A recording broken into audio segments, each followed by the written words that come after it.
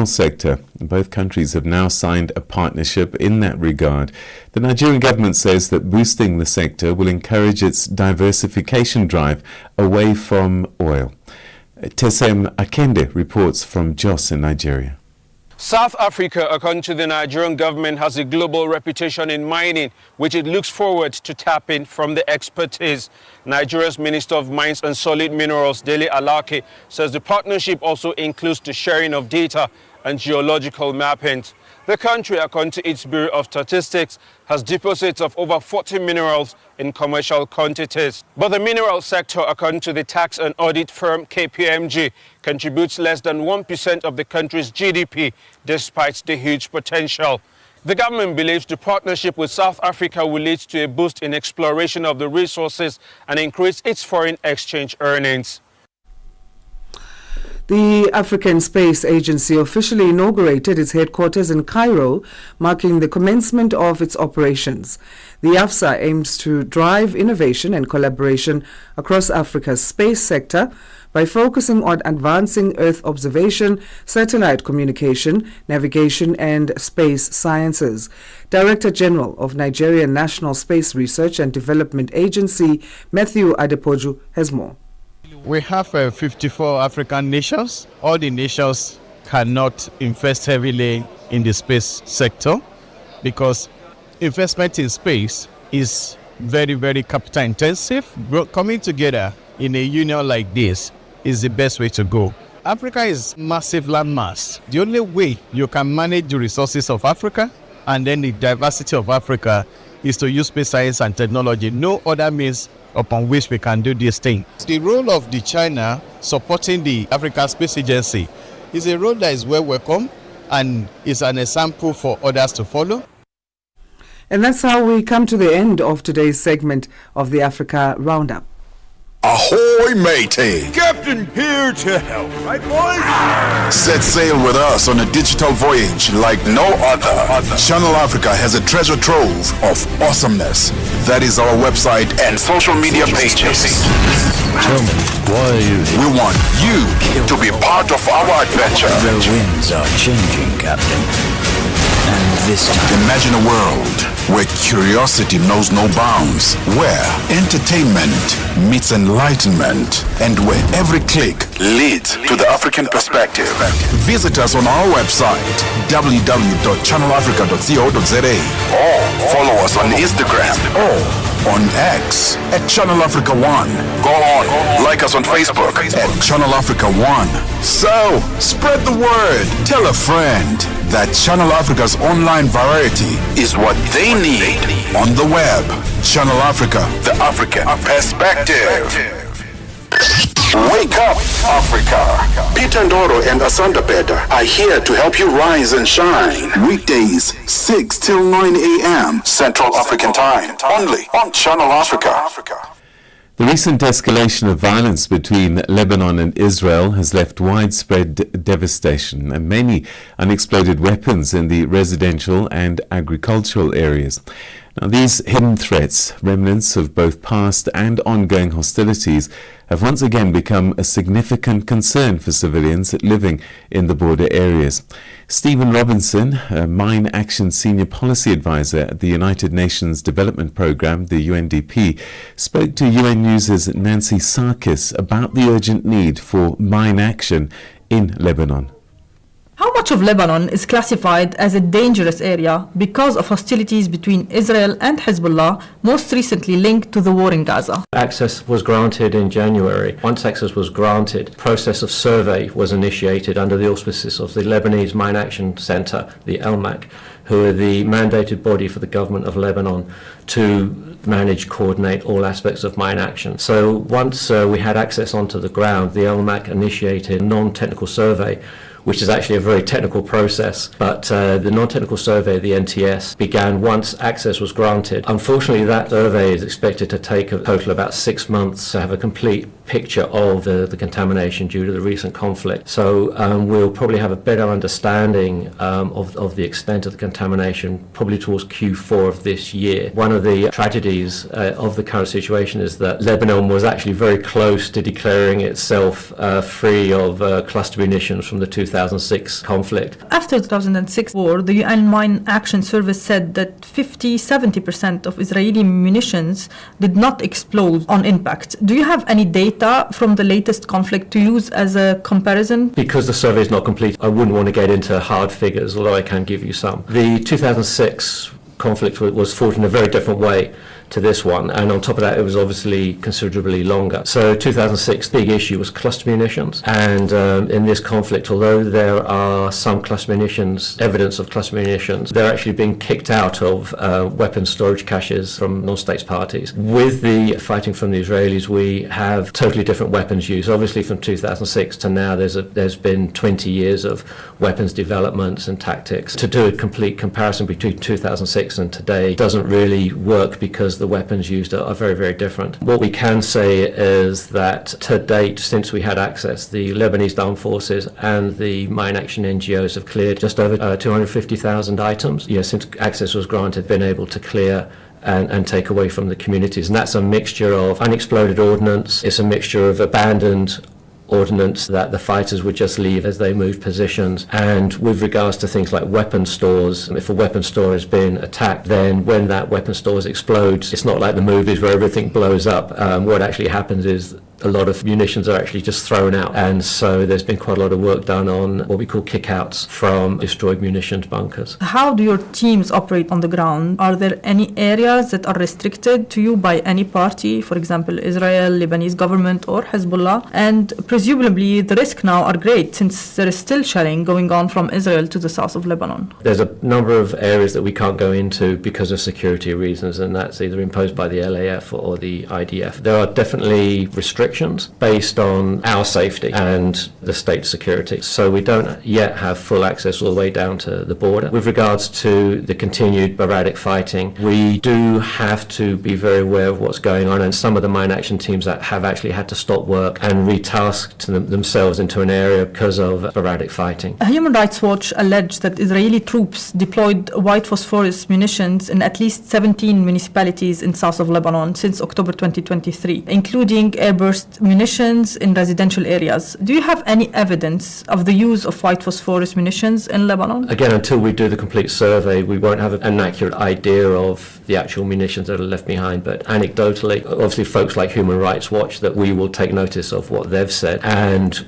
we will confirm what the anecdotal evidence is once we actually have hard evidence that we can then back up with photographs and statistics. But anecdotally, we are expecting to see white phosphorus. White phosphorus has been used since the First World War. The mine action community has actually got good history in dealing with white phosphorus munitions. The organizations that deploy onto the ground have SOPs, and again, going back to that training and equipment to actually deal with white phosphorus munitions. There's a slightly different range of safety procedures that you put in place. Once white phosphorus burns, it doesn't stop burning. The safety protocols are more strict when it comes to dealing with white phosphorus munitions, but the mine action community has got decades of experience of dealing with such rounds in a variety of contexts, not only Lebanon. Do you have enough budget to operate in Lebanon, and what are the main challenges for your teams on the ground? We never have enough budget. It's estimated that to run all of the NGOs for about 12 months is about $15-16 million, so we're not talking a lot of money in the bigger scheme of things. We always need more money, but I think what's more important right now in the current financial climate is we need stability. With what's happening with overseas development funding, we're seeing a number of countries reducing their funding for a number of competing reasons. So we've got roughly 21 demining teams being funded by bilateral funding from the NGOs, and I think what we'd rather have, instead of feast and famine where we can expand and then have to contract and expand, we'd rather there was a flat line of money where we can actually do that planning. So as I say, once we get the survey data, we can predictably understand how long and what we need to address the issues, because there's a predictable multi-year funding as opposed to a sudden influx of money and then a reduction and then an influx. So certainly, that 15 million, if we could just maintain that for several years, that would be fantastic, instead of the feast and famine that we quite often see in post-emergency situations. As I touched upon, the nature of the war is quite different, and we are seeing a lot more urban damage. Working within urban areas is technically more complex, and it is with open fields. That at a technical level means that things are going to move slower. We don't have time. Can you share with us any more on injuries or deaths caused by mines in Lebanon? This year we've had 7 casualties, all injured and all men. Now that doesn't sound a lot,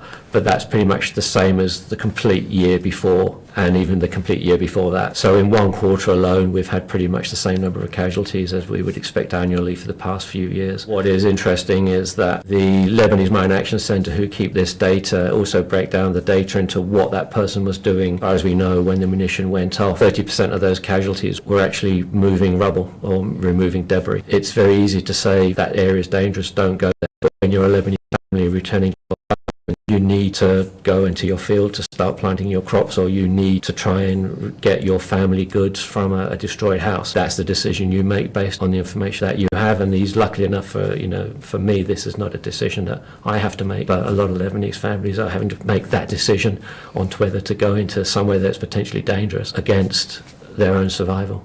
I don't know if you have anything else to add, or if you have it on the ground, if you want to share any stories of people you've seen there. I think that within this busy world, unfortunately, of competing priority for the global community, that we need a stable Lebanon for a stable Middle East. And part of that stability is very much making sure that the mine action activities happen to then enable stabilization, food development, children to go back to school, the schools to be rebuilt, families to go back and rebuild their homes. So the mine action sector is important as a precursor to facilitate everybody else's work, and everybody else's work will lead to a stable Lebanon, and a stable Lebanon absolutely contributes to a stable Middle East.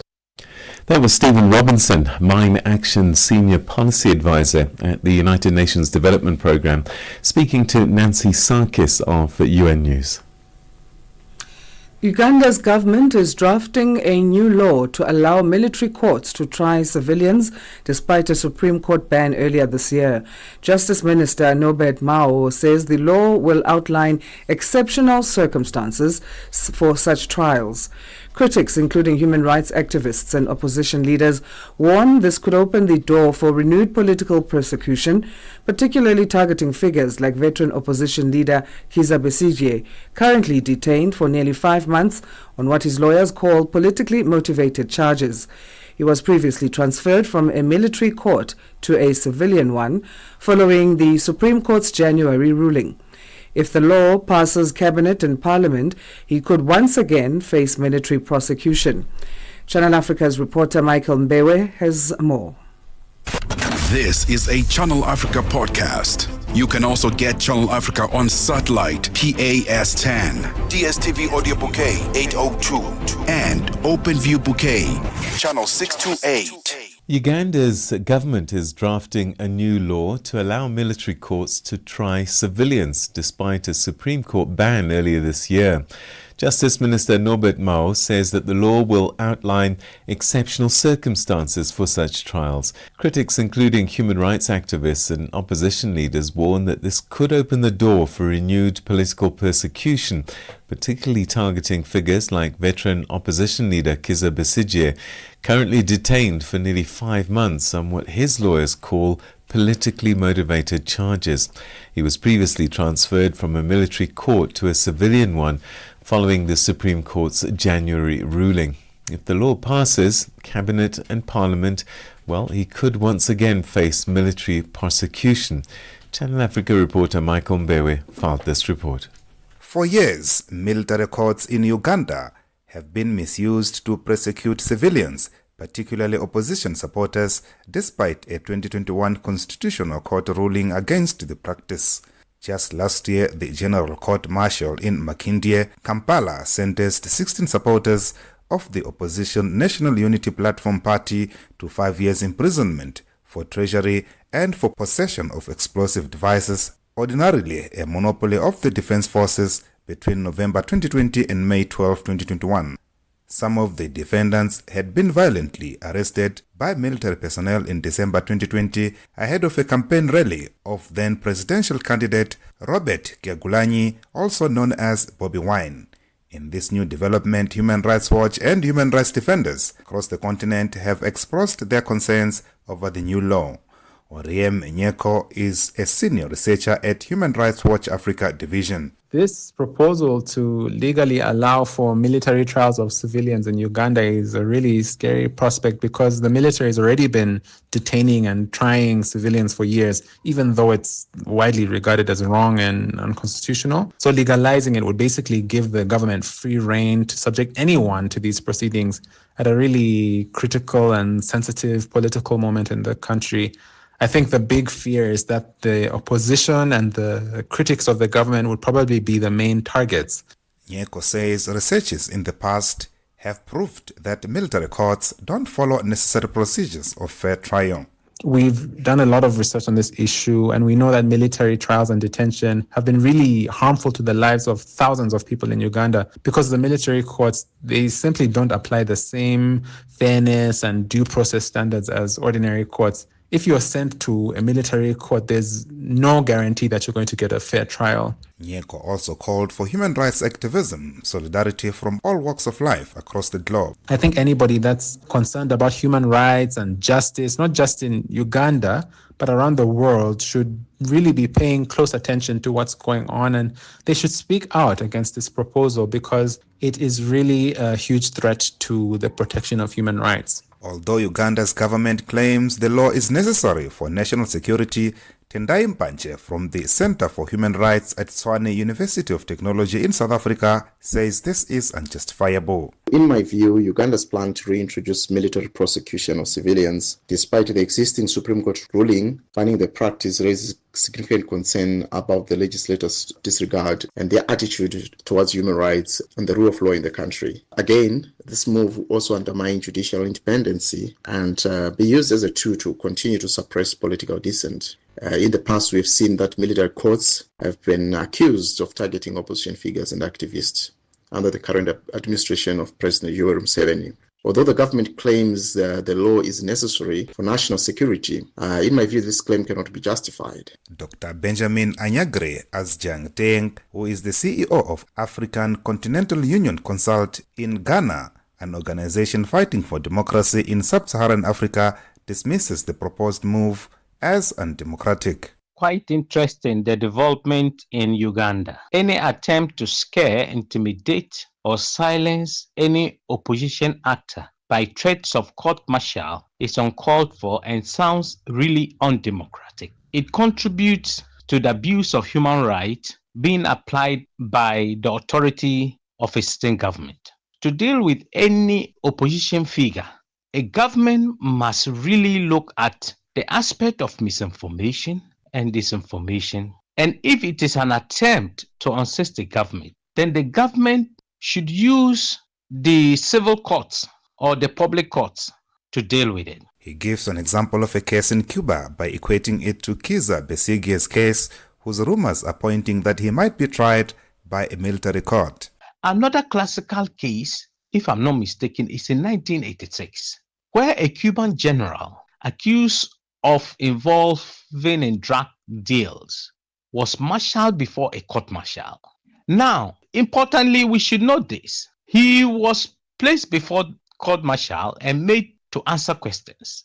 After that, the court-martial transferred him to a civilian court where they handled the matter alongside with others. So, imagine, it's quite interesting. From court-martial to civilian courts.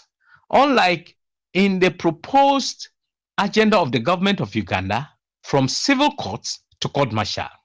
Meanwhile, the person is not a military personnel. Azignate questions Besigye's unlawful arrest in a foreign jurisdiction, something that has to be looked at by the AU and other continental regions. That report there by Channel Africa's reporter Michael Mbewe on Uganda's government drafting a new law. Let's get our news headlines now. It's 6:30 Central African time. Good morning to Onel Nzinzi. SABC News. Headlines. The African Perspective. Thank you, Asanda. Dozens of world leaders alongside hundreds of thousands of the faithful are expected to attend the funeral of Pope Francis. The date of the funeral has not yet been announced, but it is expected within a week. The Islamic State West Africa province has claimed responsibility for a series of deadly attacks targeting Nigerian security forces as well as Christian civilians in Nigeria's northeastern region earlier this month. And academics in South Africa believe a collapse of the government of national unity would come at a cost for the country. The African National Congress Party is under pressure in the GNU to decide whether to abandon the proposed VAT increase or reconsider the structure of the multi-party pact. Channel Africa News, I'm Onele Nzinzi. SABC News. Headlines. The African Perspective. It's time to find out what's been happening in the world of sport as we say good morning to Musibudi Makura. Sports on Channel Africa. The African Perspective.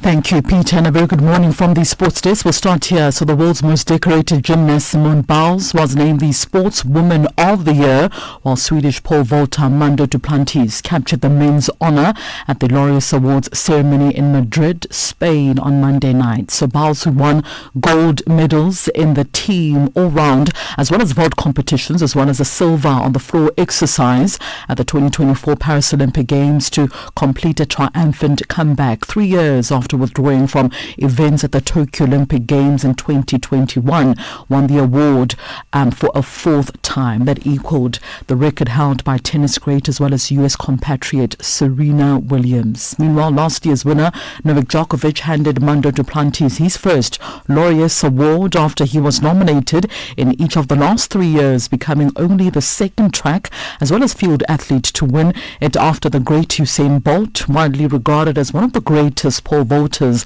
of all time. Mando Duplantis won a second straight Olympic gold medal in Paris, breaking his own world record for a 9th time before shattering it once again at the Celesi Diamond League meeting the following month. This is what he had to say after winning that award last night. Thank you, Laureus. Thank you to the Academy. Some halfway decent athletes think that I was deserving of this award, so that's a pretty cool thing. But now truly I'm honored, and I think it's really great what the Laureus is doing, not only for honoring the best athletes in the entire world, but also everything behind the scenes and a lot of the work done for the development of the youth and helping out people that don't always have the same access as everybody else. So I think that's great. And on to football news now. South Africa's men's under-20 head coach Raymond Mdaka says he will only know what his final squad for the Africa Cup of Nations tournament in Egypt will look like once they assemble for camp this coming Sunday.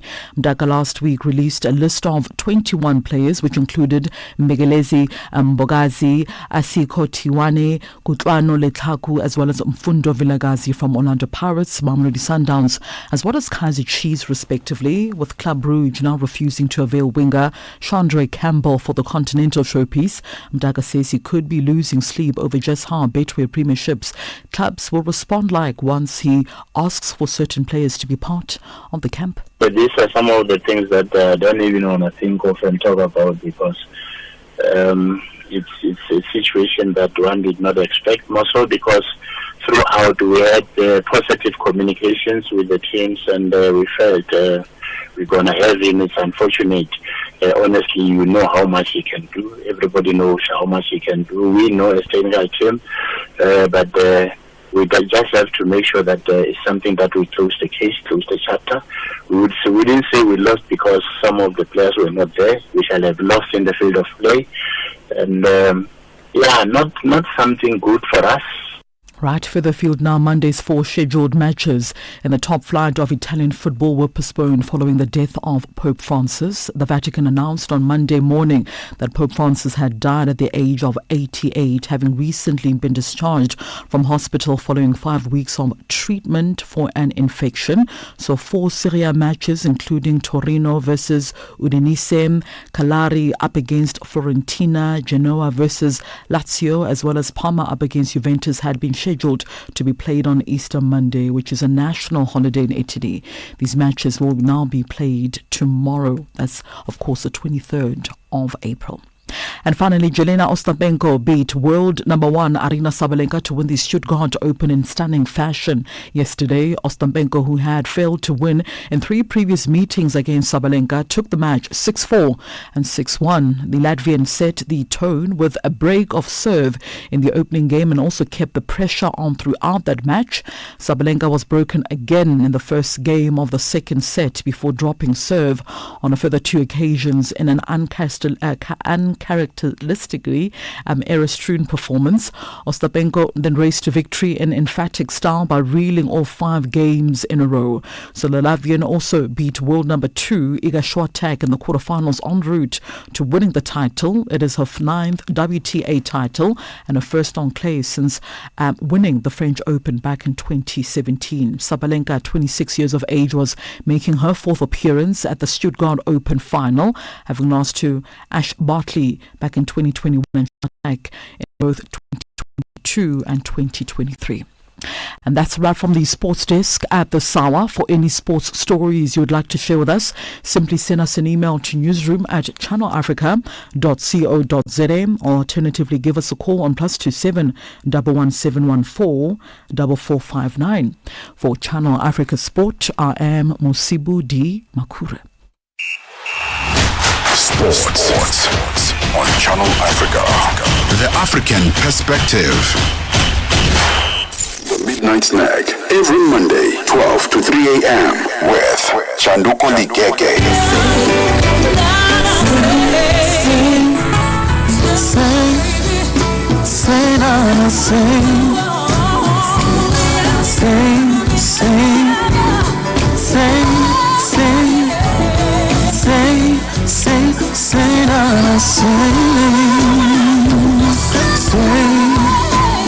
That is just me trying to imagine myself as a backup singer for Zonke because her music is just beautiful. As the song was playing, I was just, moving like a backup singer. You know how they are, with their hands being so dramatic and, putting that spice into the song. So the song is called Say Now and we love it here on the Midnight Snack. I hope you also love it.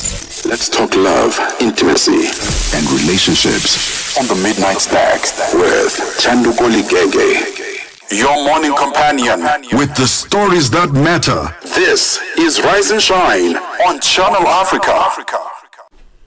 All right, let's get our economics update now with Eva Chipa. Business news on Channel Africa. The African Perspective. Thanks, Asanda. Morocco plans to issue within the next few days an expression of interest for liquefied natural gas terminal near the eastern Mediterranean city of Ndoro. The Energy Minister, Leila Benali, says they will be launching a call for the expression of interest to develop the first phase of the natural gas terminal. Morocco looks to natural gas to diversify energy sources away from coal as it also pushes ahead with its renewable energy plan, aiming to reach 52% of total installed capacity before 2030, which currently stands at 45%. Benali added that the terminal will be linked to industrial zones near the northwestern Atlantic cities of Kenitra and Mohammedia. The African National Congress in Parliament says it reckons that the delay on the tabling of the budget and the final adoption of the fiscal framework, as well as revenue proposals, were all extraordinary occurrences for the first term this year. This comes as some academics say the government of national unity is on the brink of collapse due to the deadlock in passing the budget. ANC Chief Whip in Parliament, Ndumiseni Ntuli, says there is something positive about the budget which political parties ought to learn from. In essence, the substance of this budget is presenting an opportunity for our country to walk away from austerity budget and rather increase expenditure, which, as we all know, is the cornerstone for economic growth. As the ANC in Parliament, we are very optimistic and will undoubtedly hold government accountable to ensure that practical measures are taken. Oil prices climbed in early trade this morning as investors took advantage of the previous day losses to cover short positions, although concerns persisted over economic headwinds from tariffs and the US's monetary policy that could dampen fuel demand. Brent crude futures rose 51 cents to $66.77 a barrel, while U.S. Texas Intermediate crude was at $63.59 a barrel, up by 51 cents rather. Both benchmarks dropped more than 2% yesterday on signs of progress in nuclear deal talks between US and Iran helping ease supply concerns. U.S. stock markets again find themselves deep in the red after U.S. President Donald Trump renewed his attacks on the chair of the Federal Reserve, Jerome Powell. Taking to social media, Trump referred to Powell as a major loser as he pressed the Fed chair to lower interest rates as the economy struggles to find direction since the imposition of sweeping tariffs on countries around the world. Sharon Boyce-Peace reports. A senior White House official on Friday indicated that they were studying the status of Powell as the markets now digest efforts by President Trump to exert greater control over monetary policy, the purview of the Fed, which in theory operates independently from political interference. The Fed chair has stated that he does not believe the president has the power to remove him under the law and has suggested taking a measured approach in digesting the efforts of Trump's tariff policy and its impacts on the U.S. economy. Powell suggested last week that the tariff policy could stoke inflation and slow economic growth, while major financial institutions have raised their expectations of a U.S. recession amid an escalatory trade war with China. And lastly, Elon Musk's electrical vehicle company, Tesla, has agreed to settle a wrongful death lawsuit filed by the estate of a man who was killed in 2021 after his Tesla crashed and caught fire near Dayton in Ohio. Tesla and lawyers for the estate disclosed the settlement in a filing yesterday in a federal court in San Francisco, but did not reveal its terms.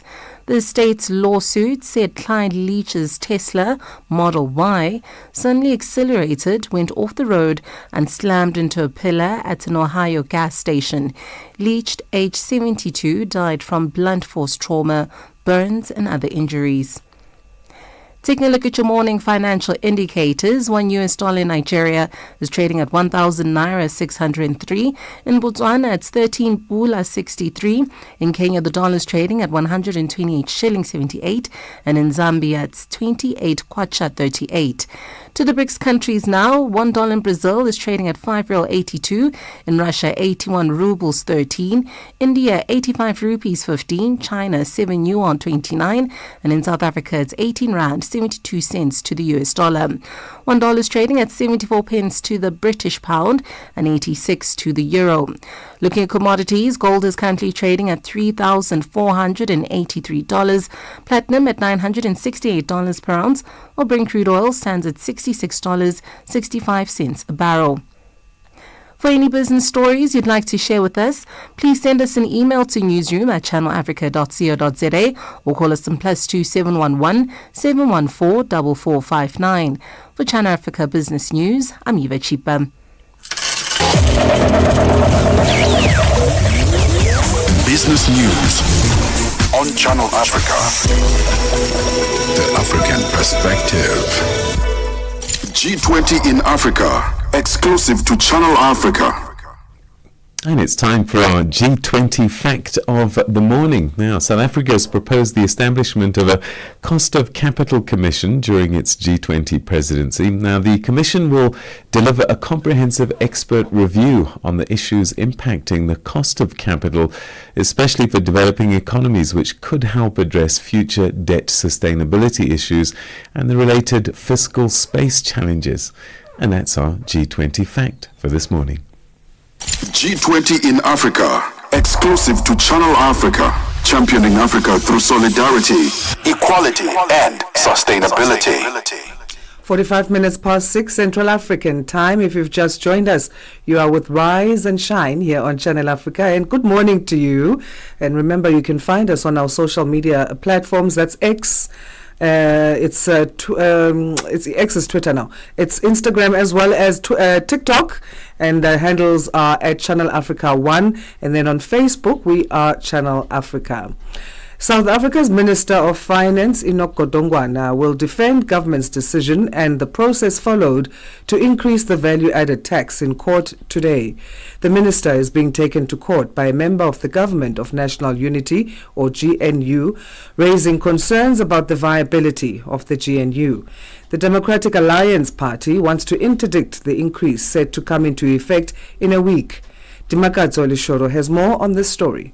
In court papers filed with the Cape High Court, Finance Minister Enoch Godongwana says his decision to implement a 0.5% increase in VAT cannot be interdicted at this stage. VAT is expected to go up from May 1st from 15% to 15.5% and to increase to 16% in April 2026. It's estimated the hike will generate $717 million towards the fiscus. In a two-part case which will be heard in parts, the Democratic Alliance wants the court to set aside the decision of the joint sitting of Parliament which adopted the fiscal framework last month. The adoption was based on a report by the Standing and Select Committees on Finance, but the DA contends there was no clear decision on whether political parties accepted or amended the fiscal framework. Senior Associate at Rule Legal, Cameron Phillips, explains. Part A is an urgent application premised on 2 points of law. The first being the setting aside of the adoption of the financial framework, the fiscal framework for the year. And then the second part, which is the most important part, is the suspension of the operation of the implementation of the VAT hike. Now, that in and of itself actually has two parts to it, because it also has a portion which prevents the Commissioner of SARS from actually enacting the collection of the increased VAT amounts. Phillips says for the Democratic Alliance to succeed in Part A, which is an urgent interdict, it has to show a number of things, including whether there's a prima facie case. For an interdict, especially one brought on an urgent basis, there's a number of requirements which have to be met. The first being a prima facie right open to some doubt. In other words, a right on the first impression which is open to some doubt. A well-grounded apprehension of irreparable harm. A balance of convenience in favor of the applicant, and that there is no suitable alternative remedy available to the applicant. The second part, the DA wants Section 7.4 of the Value Added Tax Act declared unconstitutional. It argues that this section improperly grants the minister the power to impose tax increases without full parliamentary approval, but this part of the case will only be heard at a later stage. Economist Dr. Azar Jamin says despite the pushback on the increase, the impact will be minimal, adding that the bigger concern is the impact of this disagreement on the future of the Government of National Unity. So far, no party is in support of the increase. The more serious thing is if it does lead to a breakup of the Government of National Unity, the concern that people have is that this may well drive the ANC to look to its left, to more populist parties to get into bed with, and that could lead to an abandonment in the final resort of fiscal rectitude, and with that a massive inflationary surge on the back of a massive public debt surge over which there will be no control. Rand would plummet, and international confidence in South Africa would be completely shattered. The matter will be heard on Tuesday at the Cape High Court in South Africa. For Channel Africa News, I'm Dimakazo Lishoro in Johannesburg. It's 6:49 Central African time. Let's take a look at this story now. Many women across the continent and even worldwide have been starting and running businesses to earn a living. However, a recent entrepreneurial study indicates that female entrepreneurs, particularly in South Africa, are sadly exiting their businesses at a rapid rate. UVU Africa's program has successfully helped more than 2,000 female entrepreneurs with the required technology and business skills to grow their businesses for success. However, the demand keeps growing. Tutongobeni has more. With record high unemployment in South Africa, women are looking at starting their own businesses, and now more than ever, support for female entrepreneurs for successful business growth, particularly in the current challenging economy, is needed. Uvu Africa, a non-profit company with a mission to build future-fit inclusive societies through technology and innovation, has a program addressing this. Lara Rosmarin, head of entrepreneur development at Uvu Accelerate, says they have trained over 2,000 women, with many more looking to be part of this program. In my role as head of entrepreneur development and incubation for Uvu Accelerator division of Uvu Africa, when working with these women, we've really structured a program and built a program that we feel caters to the needs of female entrepreneurs. At the core and at the heart of our program is technology, and really helping entrepreneurs to gain access to and have skill in top technology tools that can help them to compete in the digital economy. We also create a huge support network around the women in our programs. What started originally as quite a small program, as you said, now has led to the graduation of more than 2,500 women. And just to give you a picture of the landscape, we have a waiting list of close to 2,000 women wanting to join this program. But I think one of the secret sauce elements that has been a great success for us is our mentorship component, where you're able to give a business owner, be it a male or a female, network mentors or various mentors that help come together to support them in their journey, I think is absolutely crucial to enabling success. Furthermore, Rosemary says many women are faced with family and work commitments which become a challenge for them, resulting in women entrepreneurs having to close shop due to financial constraints before their businesses even become sustainable. I think one of the reasons is cash flow constraints. You know, most startups or small businesses, or not most, many, really fail not because their ideas are bad or because the entrepreneurs are inexperienced, but sometimes they run out of cash before they become sustainable, and they're really forced to pick another path. We understand from the GEM index information and the statistics that we're receiving that women often are having to juggle family commitments and work commitments, and this often leads them to in a particular path or a particular trajectory when it comes to their careers. And there also seems to be a huge, really movement towards trying to help women to overcome the barriers and enable them to really be part of this entrepreneurship journey in the best way possible. Rosemary's advice to women entrepreneurs is that they should surround themselves with a support base and a network that will help build and grow their business, and also try and find tools like programs and technology that will set them up for success. I would say find the right support to help you move forward. Figure out what it is that you need to help build and grow your business in a sustainable way, and ask for that help. Find programs that will help support you and help you to gain knowledge in the places within your business where you feel you need to brush up a little bit further. Ensure that you're up to date with all technology tools that you could use going forward in your business. And as I mentioned before, surround yourself by mentors that can guide you and help you make the right choices early on and to set you up for success. Entrepreneurship is being positioned as a logical solution to the high unemployment rate in South Africa, and now more than ever, women need support to grow their businesses. For Channel Africa News, I am Tutongo Bene in Johannesburg. The court case of the murder of South African football star Senzo Meyiwa continues in the High Court in capital Pretoria. The court is to hear whether or not accused number 1, Muzi Sibiya, will still have legal representation. This after defense counsel Charles Mnisi told the court last week that he might not be ready to proceed after being granted yet another postponement. Sibiya was left without legal representation after the passing of his lawyer Thulani Mgomezulu in December of last year. 5 men are on trial for the 2014 murder of Meyiwa, who was shot and killed at the home of his girlfriend and singer Kelly Khumalo in Johannesburg. Pearl Makubane filed this report.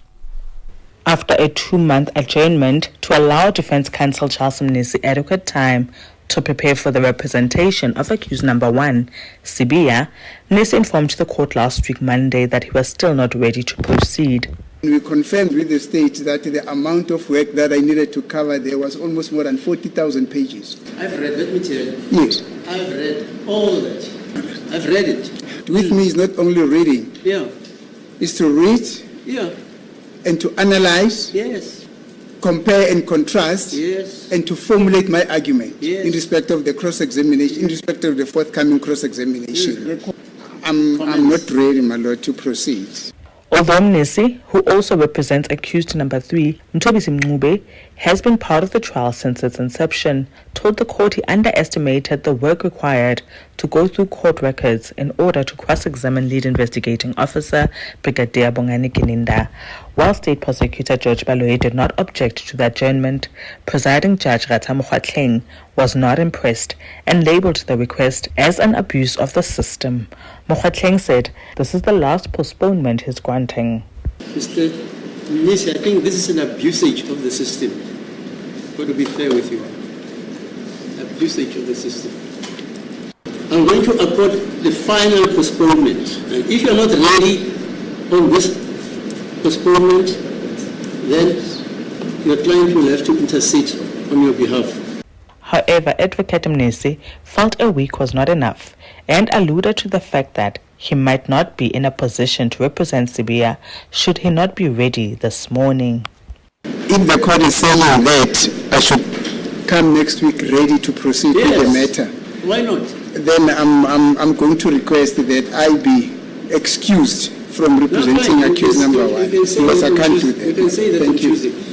The court will hear this morning if Mnisi will continue to represent Sibiya or will Sibiya seek alternative legal representation.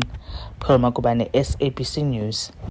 The Morning Switch Weekend with the Shy Guy. Just the other day, I went to pick up my daughter from school, and as per usual, her friends they usually come to my car just to say hellos and goodbyes. So this particular day, they made this comment about my jacket, saying that it's giving baddie vibes. You say my jacket is giving what? It's giving baddie vibes. It got me thinking, where did the baddies come from? Because nothing is new under the sun, as it is said. I was like, oh yes, remember the Kenyan parliamentarian? Her name is Millie Odhiambo. When you are urging me to be a good example to the girls, the younger ones who are doing their first time, Mr. Speaker, if they are good girls, they'll never get corner office. Be as bad as Millie Odhiambo, you will be the mother of this house. So do not be cheated like the African culture, where you are told have decorum, be nice. I'm telling you, you will go nowhere. Be a bad girl like me. And I thought to myself, that is the original Betty. Saturday and Sunday mornings belong to the Morning Switch. 3 to 6 a.m. Central African Time. You like what we do on Channel Africa? Then follow us on our socials. Channel Africa 1 on all social pages. And get the African perspective.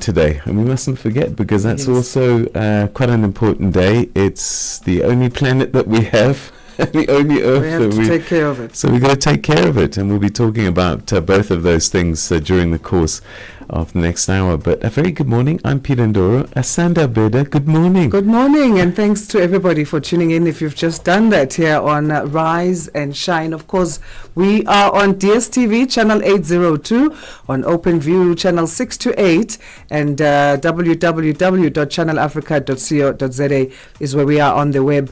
You can find us on the SABC Plus app as well. And we are live streaming across our various social media networks this morning again. It's 7 o'clock. Let's start with the news before we get into all the stories. One of them, Peter, touching on Pope Francis. We'll also be looking at former president of the Democratic Republic of Congo, Joseph Kabila, who's back in the eastern part of the DRC. And of course, today is World Earth Day, and conversations turning toward practical ways to address environmental and social challenges to take care of this one planet that we have of ours. It's time for news with Onele Nzinzi, and then Musibu Dimakura will have your headlines thereafter. SABC News. The African Perspective. Thank you, Asanda. Dozens of world leaders alongside hundreds of thousands of the faithful are expected to attend the funeral of Pope Francis. The date of the funeral has not yet been announced, but it is expected to be within a week. U.S. President Donald Trump says he and his wife will attend. He has ordered flags to be put at half-mast in tribute of Pope Francis. I just signed an executive order putting the flags of our country at half-mast in honor of Pope Francis. He was a good man, worked hard, he loved the world, and it's an honor to do that. The Islamic State West Africa province has claimed responsibility for a series of deadly attacks targeting Nigerian security forces as well as Christian civilians in Nigeria's northeastern region earlier this month. Through 7 messages posted on its news agency, AMAC, ISWAP claimed it conducted these operations, backing up the statements with a video depicting one of the assaults and 2 photo albums documenting 2 other operations. ISWAP also claimed that its fighters captured and subsequently killed 4 members of pro-government militias loyal to the Nigerian army in the same state. The Nigerian government has said it will crush both Boko Haram and ISWAP groups, increasing this year's defense budget by over 40%. Academics in South Africa believe a collapse of the government of national unity would come at a cost for the country. The African National Congress Party is under pressure in the GNU to decide whether to abandon the proposed VAT increase or reconsider the structure of the multi-party pact. An ANC delegation has concluded talks with various political parties within and outside the GNU, but no deal has been reached. Dr. Vinothe Naidu is an association professor at the University of Cape Town. There have been several embarrassing policy skirmishes which have set the GNU back, set its program of priorities back, the NHI, the Bella Bill, land expropriation, all of which culminating in the budget debacle. That was really the culmination of several of these so-called policy skirmishes which have happened sort of within 3 months or so from the inception of the GNU. And one of the concerns was whether this was the tipping point for an arrangement, a partnership which was starting to fray. Meanwhile, the African National Congress Party has expressed optimism that a solution to the current budget impasse will soon be found in the interest of the country. The party's Treasurer General Dr. Gwen Ramokgopa says she is confident that all the parties in the GNU will find each other. We have agreed that there will be just one spokesperson for now. We've agreed with all parties that this is not cheap politicking. Our discussions are for the best interest of our country and not narrow party political interest. But we are finding one another, and all of us are saying we have the interest of South Africa at heart. We are very confident that there will be a breakthrough, that this era of this GNU, whatever form and shape it would take, will take South Africa forward. Lastly, over 100 people have been arrested as they attempted to jump the border at the Bridge border post in Messina in South Africa's Limpopo province during the Easter long weekend. This is according to the Commissioner of the Border Management Authority, Dr. Michael Masiapato. Masiapato says the illegal border jumpers were spotted through the use of drones. The BMA has deployed high-technology drones and body-worn cameras to fight criminal activities at the Bridge port of entry. Masiapato says the use of technology has been effective in their operations. He has, on his 2-day visit to the port of entry, assessed the BMA's Easter safety operations. we are able to monitor across the vulnerable segments. We are able to monitor in the port but also on the corridor. Now, on the vulnerable segments, we are then able effectively to see when individuals are attempting to enter the country illegally. So in terms of here in Bed Bridge, together with the issue of the river here, we are able to see people being put in the boat and they are basically crossing the river with those individuals. So what we basically do is we allow them to come through, and as they come through, we are able to then send the coordinates to our border guards on the ground, obviously engaging with them through the push-to-talk devices that they have on the ground, and on that basis they're able to go specifically where those individuals are, and they're able to get those people intercepted. For any news stories you'd like to share with us, please send us an email to newsroom@channelafrica.co.za or call us at +27 11 714 4459. Channel Africa News, I'm Onele Nzinzi. SABC News. The African Perspective. And coming up in your sports news this hour, CAF Under-20 AFCON in Egypt starts this coming weekend as teams vie for a spot at the 2025 Under-20 World Cup, while Simone Biles as well as Mando Duplantis win big at the 2025 Laureus World Sports Awards. Details of these and other stories coming up at the bottom of the hour. Start your day informed, inspired, and entertained. Asanda and Peter bring you Rise and Shine. Weekdays, 6 till 9 a.m. Central African Time. 6 minutes past 7 Central African Time. Now, former President of the Democratic Republic of Congo, Joseph Kabila, has part of the DRC. Kabila was warmly received by the new administration of Goma under the M23 group and its allies. This has led to the government of the DRC suspending his political party, the People's Party for Reconstruction and Democracy. Ditaba Tsotetsi has more. The former president of the DRC has spent time in self-exile after a fallout with the current government led by President Felix Tshisekedi. Tshisekedi got support from Kabila during his first term. However, it was not long before the cracks emerged in the relationship. The conflict in the eastern part of the DRC led to Kabila contemplating going back to his country.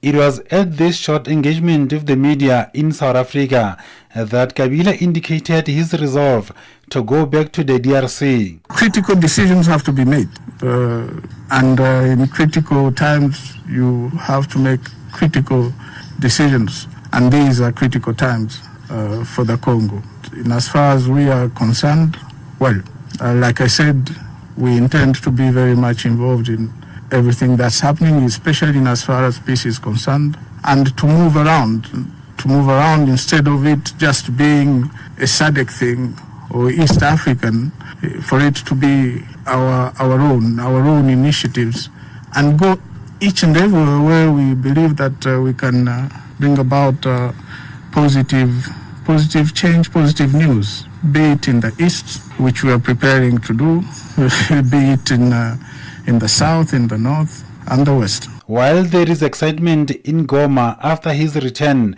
the current government is not impressed and tension has escalated. Kabila earlier blamed weak governance for the current crisis in the DRC. My attitude to everything that's happening I can resume it in just one question. If I am weak, whose fault is it? Is it the fault of my neighbor or my enemy, or is it my fault? If and when you answer that question, then you'll definitely find a solution. It is not a surprise that Kinshasa has taken steps against Kabila and his political party in the DRC. The current president has taken a stand against the M23 group and has made no bones about his position. Kabila is currently in the M23 stronghold. However, President Felix Tshisekedi says it is important that there is peace in the DRC. It's a very important issue for us. Without peace, it's not possible to build the good Africa, the big Africa. We need that. We need peace. Meanwhile, South African Defence Minister Angie Motshekga says processes are underway to bring back the troops who are in the DRC. In terms of repatriation, yes, the ceasefire. Now we're working on logistics on how to bring them home safely. Even every time I meet with the generals to update to say how far are we, our containers, the flights that have to bring them back. So the plan is underway. Anytime we'll announce the real date, but we have to fix the Goma airport, whether we use the road, we go through Uganda or Rwanda, but there is agreement that they're going to come back home. So we're working on logistics of bringing them back home. With tensions rising, the withdrawal of troops will likely hit a snag due to security concerns. I'm Dita Batsotezi, SABC News. Zilipendwa na I am Henry Shekif. Baiter, mambo vipi? Poa. Mwaka 2025 mpaka hivi sasa ukoje kwa upande wako mzee baba? Kabisa, kwa sababu tumejiandaa vizuri. Kama mwaka jana tumefunga vizuri na Septemba, mwaka huu tumefungua vizuri na hatari sana. Mzee umejipanga, utaki kutupumzisha? Maana mwanzo alikuwa analalamika sana, we spend long time without releasing songs blah blah. Now I need to back to back. Platform, mambo vipi? Mambo poa kabisa, wanasemaje huko SA? Yani huko kuna shangwe, yani la kufa mtu asikwambie mtu babu. Hii ni marango ya kwanza pia kusikika kwa pande hizo za South Africa. Karibu sana, unajisikiaje? Nina furaha kubwa sana kwa sababu ni marango ya kwanza, na I hope watu watakuwa wananisikiliza watu wengi pia. Ili uweze kuvuka nje, watu waweze kukufahamu, tuseme West hivi na nchi tofauti, ni lazima pia uanze kufanya vizuri hapa nyumbani, then uvuke East Africa. After East Africa, Zilipendwa hapa kwenye Channel Africa, taswira ya Afrika. Start your day informed, inspired, and entertained. Asanda and Peter bring you Rise and Shine. Weekdays, 6 till 9 a.m. Central African Time. The Christian community across the world is mourning the passing of Pope Francis. The Vatican doctor, Andrea Arcangeli, says Pope Francis died of a stroke and irreversible heart failure. The death certificate published by the Vatican said the Pope had fallen into a coma before his death early on Monday. The first Latin American leader of the Roman Catholic Church died at the age of 88. He had recently survived a serious bout of double pneumonia. Jorge Mario Bergoglio was elected Pope in 2013, surprising many church watchers who had seen the Argentine cleric known for his concern for the poor. Bonolo Maribe filed this report. Pope Francis was born and bred in Argentina on the 17th of December 1936 and was the son of Italian immigrants. He completed his studies in humanities in Chile and returned to Argentina in 1963 to graduate with a degree in philosophy. From 1964 to 1965, he taught literature and psychology at Immaculate Conception College in Santa Fe in Latin America. We are here today to say that we do not want this to become the new normal. We refuse to get used to this thing that tends to make humanity insensitive, causing a general hardening of the mentality. These are closed mentalities. We risk losing what is most noble in the human heart, compassion and mercy. Pope Francis, his full name Jorge Mario Bergoglio, became the Archbishop of Argentina in 1998. Pope John Paul assigned him the title of San Roberto Bellarmino. He asked congregants not to come to Rome to celebrate with him as a cardinal, but rather to donate to the poor what they would have spent on the journey. The Pope has always been vocal about silencing the guns and conflicts around the world. Pensate alla Palestina, a Israele. Think of Palestine, Israel, Myanmar, Kivu, South Sudan. There are so many countries at war.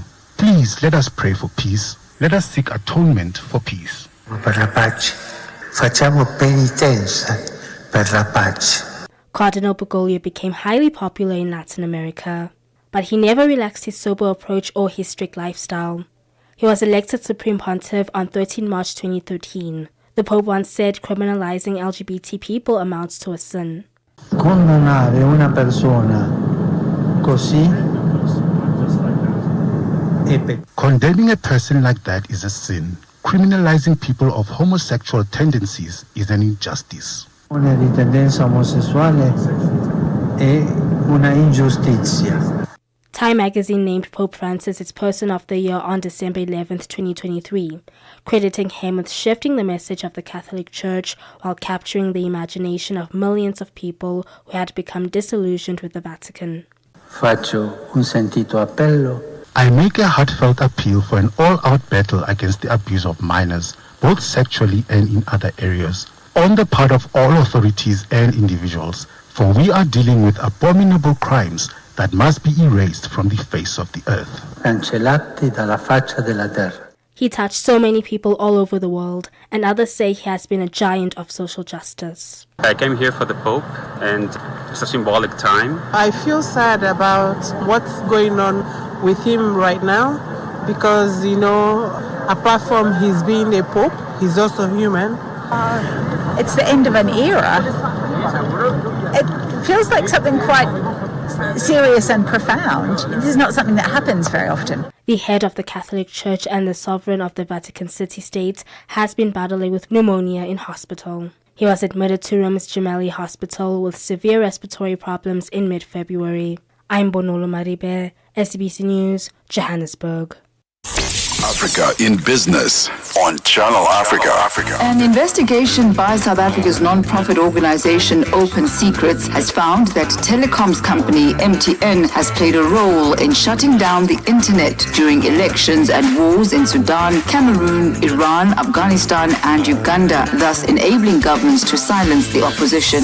Interestingly, this isn't just unique to MTN. I think the report also looks at Vodacom DRC as being a proponent of one of these violations, particularly in shutting down the internet during the elections in 2018 and 2019. Autocratic regimes are able to utilize the licenses that they have with these telecom companies, basically to, suppress political dissent. And the result is that many people are left without connectivity. And not only does this affect people's ability to communicate with their loved ones and access vital emergency services, but also at a very basic level of access to information. The Open Secrets investigator, Lu Forno Ntuli. Africa in Business on Channel Africa. Weekdays from 1 to 2 p.m. Central African Time. Bringing you the energy, news, and good vibes to kickstart your day. This is Rise and Shine on Channel Africa. Asanda, I'm only starting now to really understand and appreciate just how significant Pope Francis was on the continent. 20% of all the Catholics in the world are in Africa, and there's some huge numbers across the continent. Nigeria, Tanzania, DRC in particular, a huge population. And so this is a significant moment for the continent. I grew up Catholic, as I said, and it was always a kind of thing for us, the whole Pope thing.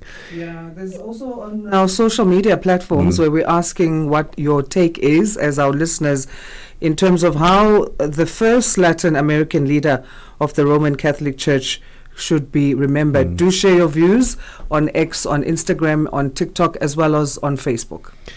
Do you know that he was the 266th Pope? That's how long this institution has been running. Not 267, because they're saying the next one will be the 268th. Really? Yeah, I think we need to just double check that. All right, we'll check that for you. Yeah. All right, so we'll continue to unpack more and more about Pope Francis's death, and there's already people talking about who might be next, but all of that's still to come. In the meantime, let's go to Uganda now, where lawyers in the country have reacted to the proposed new martial law that intends to introduce a law to allow military tribunals to try civilians for certain offences, even after the practice was banned by the Supreme Court. The law has been drafted and is awaiting cabinet approval before it is introduced in Parliament, and that's according to Norbert Mao, the Minister for Justice and Constitutional Affairs. He said that the law will define exceptional circumstances under which a civilian may be subject to military law. Channel Africa reporter Michael Mbewe has more for us. In January, Uganda's Supreme Court delivered a ruling that banned military prosecutions of civilians, which forced the government to transfer the trial of opposition politician and former presidential candidate Kizza Besigye to civilian courts. If successfully enacted, the new law could allow the government to take Besigye and others facing similar charges back to a military court-martial. Ugandan lawyer Benjamin Katana says, just like other state institutions, this law seeks to save Ugandan president and his political elites against democracy. One is that the court-martial, just like most other state institutions, has been captured by the political machinery of Museveni, and he uses it to whip his political opponents. Therefore, the maneuvers by Parliament to reintroduce what was outruled by the Supreme Court is nothing short of political machinations of Museveni to make sure that he has his opponents caged through the court-martial and challenged. It's unfortunate, it's unconstitutional, and it goes against all the principles of democracy. Katama says this act is against the Constitution of Uganda. The Constitution of Uganda prohibits Parliament from enacting laws that are aimed at defeating court rulings, particularly the rulings of the Supreme Court. And what they are doing now is exactly that. But they are aware that if they pass it, it will take some time before court pronounces itself on the same. So they will use it during this election period, and even if it is outlawed later, they will have still achieved their objectives. He adds that this has been a status quo in Uganda for the past 40 years. So it's unconstitutional, but not surprising, because we have lived through this for the last close to 40 years, where institutions of the state like Parliament and courts are abused to achieve political objectives of General Museveni. Dr. Benjamin Anyagre Azignateng, who is the CEO of Afro-Continental Consult in Accra, Ghana, says African leaders don't lend an ear. And one interesting thing is that many of these leaders fear criticisms. They don't want to listen to anybody. Anything that comes that is a critique, they try to frown on it and they see you as an enemy. So you see how it works. So now, the reason for one being a president or a minister or a CEO of an institution becomes something else.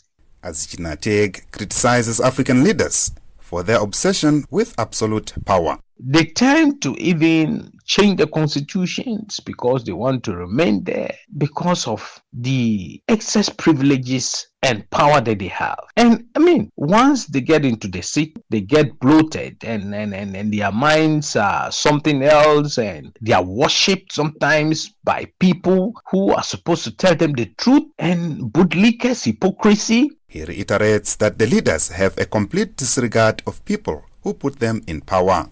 They don't respect human rights. They don't respect their people. They don't care about poverty. They don't care about how many are sleeping under a tree without shelter. They don't care about how many people have. They don't care about the educational system. Senior researcher at Human Rights Watch, Oriem Onyeko, says previous researchers found that military courts operate differently to traditional courts. We've done a lot of research on this issue, and we know that military trials and detention have been really harmful to the lives of thousands of people in Uganda, because the military courts, they simply don't apply the same fairness and due process standards as ordinary courts. If you are sent to a military court, there's no guarantee that you're going to get a fair trial. I think anybody that's concerned about human rights and justice, not just in Uganda, but around the world, should really be paying close attention to what's going on, and they should speak out against this proposal, because it is really a huge threat to the protection of human rights. Michael Mbewe, Channel Africa News, Johannesburg. South Africa's Minister of Finance, Enoch Godongwana, will defend government's decision and the process followed to increase the value-added tax in court today. The minister is being taken to court by a member of the Government of National Unity, or GNU, raising concerns about the viability of the GNU. The Democratic Alliance Party wants to interdict the increase, set to come into effect in a week. Dimakadzo Lishoro has more on this story. In court papers filed with the Cape High Court, Finance Minister Enoch Godongwana says his decision to implement a 0.5% increase in VAT cannot be interdicted at this stage. VAT is expected to go up from May 1st from 15% to 15.5% and to increase to 16% in April 2026. It's estimated the hike will generate $717 million towards the fiscus. In a two-part case which will be heard in parts, the Democratic Alliance wants the court to set aside the decision of the joint sitting of Parliament which adopted the fiscal framework last month. The adoption was based on a report by the Standing and Select Committees on Finance, but the DA contends there was no clear decision on whether political parties accepted or amended the fiscal framework. Senior Associate at Rule Legal, Cameron Phillips, explains. Part A is an urgent application premised on 2 points of law. The first being the setting aside of the adoption of the financial framework, the fiscal framework for the year. And then the second part, which is the most important part, is the suspension of the operation of the implementation of the VAT hike. Now, that in and of itself actually has 2 parts to it, because it also has a portion which prevents the Commissioner of SARS from actually enacting the collection of the increased VAT amounts. Phillips says for the Democratic Alliance to succeed in Part A, which is an urgent interdict, it has to show a number of things, including whether there's a prima facie case. For an interdict, especially one brought on an urgent basis, there's a number of requirements which have to be met. The first being a prima facie right open to some doubt. In other words, a right on the first impression, which is open to some doubt. A well-grounded apprehension of irreparable harm. A balance of convenience in favor of the applicant, and that there is no suitable alternative remedy available to the applicant. The second part, the DA wants Section 7.4 of the Value Added Tax Act declared unconstitutional.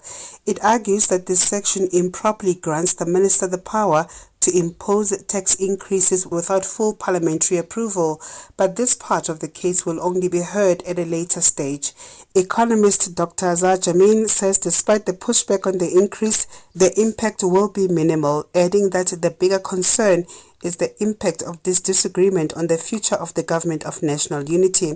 So far, no party is in support of the increase. The more serious thing is if it does lead to a breakup of the government of national unity, the concern that people have is that this may well drive the ANC to look to its left, to more populist parties to get into bed with, and that could lead to an abandonment in the final resort of fiscal rectitude, and with that a massive inflationary surge on the back of a massive public debt surge over which there will be no control.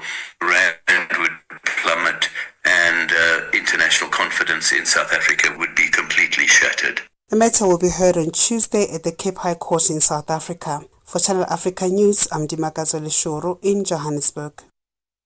Este é o Caleidoscópio de Canal África, com Remo Framo e João Yabalá. O surto da cólera em Angola tem causado grande preocupação, afetando já mais de metade das províncias do país. Simultaneamente, a Agência dos Estados Unidos para o Desenvolvimento Internacional, USAID, um dos maiores doadores mundiais de assistência humanitária, decidiu não priorizar os países com maior incidência de malária. Para discutirmos as causas do alastramento da cólera em Angola e os impactos dessa decisão da USAID, convidamos o Dr. Jeremias Agostinho, médico e mestre em saúde pública, para partilhar a sua visão sobre o tema. A doença, nesse momento, representa o maior risco de saúde pública que nós temos. Nos últimos anos, a nossa preocupação esteve sempre centrada com os casos de malária, os casos de tuberculose e também de infecção por VIH-Sida. A forma como, em pouco menos de 2 meses, os casos de cólera vêm aumentando, acaba por representar, nessa altura, um dos maiores desafios que o país tem. É expectável que, nesta fase, o número de casos venha a aumentar. De segunda a sexta-feira, das 20 às 21 horas locais, este é o Caleidoscópio de Canal África. Bringing you the energy, news and good vibes to kickstart your day. This is Rise and Shine on Channel Africa. So, another interesting fact for you. I grew up partly in Zimbabwe, and I went to a school where we were taught by Jesuit priests, part of the Catholic Church. Did you know that although Jesuits are a major Catholic order, no Jesuit had ever become Pope until Pope Francis. Yeah, so he had a lot of firsts. Yeah, as much as we only talk about huge. him being the first Latin American to be Pope. Yeah. But there were many. He was also the first to visit Iraq. Wow. First Pope to visit Wow. Iraq. Yeah. And the first Pope named Francis actually as well. And he chose the name Francis after Saint Francis of Assisi, symbolizing humility, care for the poor, and environmental stewardship, particularly on Earth Day. And that would make sense then why he was championing for the poor and marginalized. Because he was named after somebody and he had to continue that legacy. Indeed, and we'll continue to unpack his life story. We try and get hold of a number of guests, Catholic priests and commentators about his passing, his legacy. But first, let's catch you up with the news headlines with Onele Nsinsi. SABC News. Headlines. The African Perspective. Thank you, Peter. The African Unite Borders Bus Trucks Association says it will embark on a 2-day national shutdown starting today.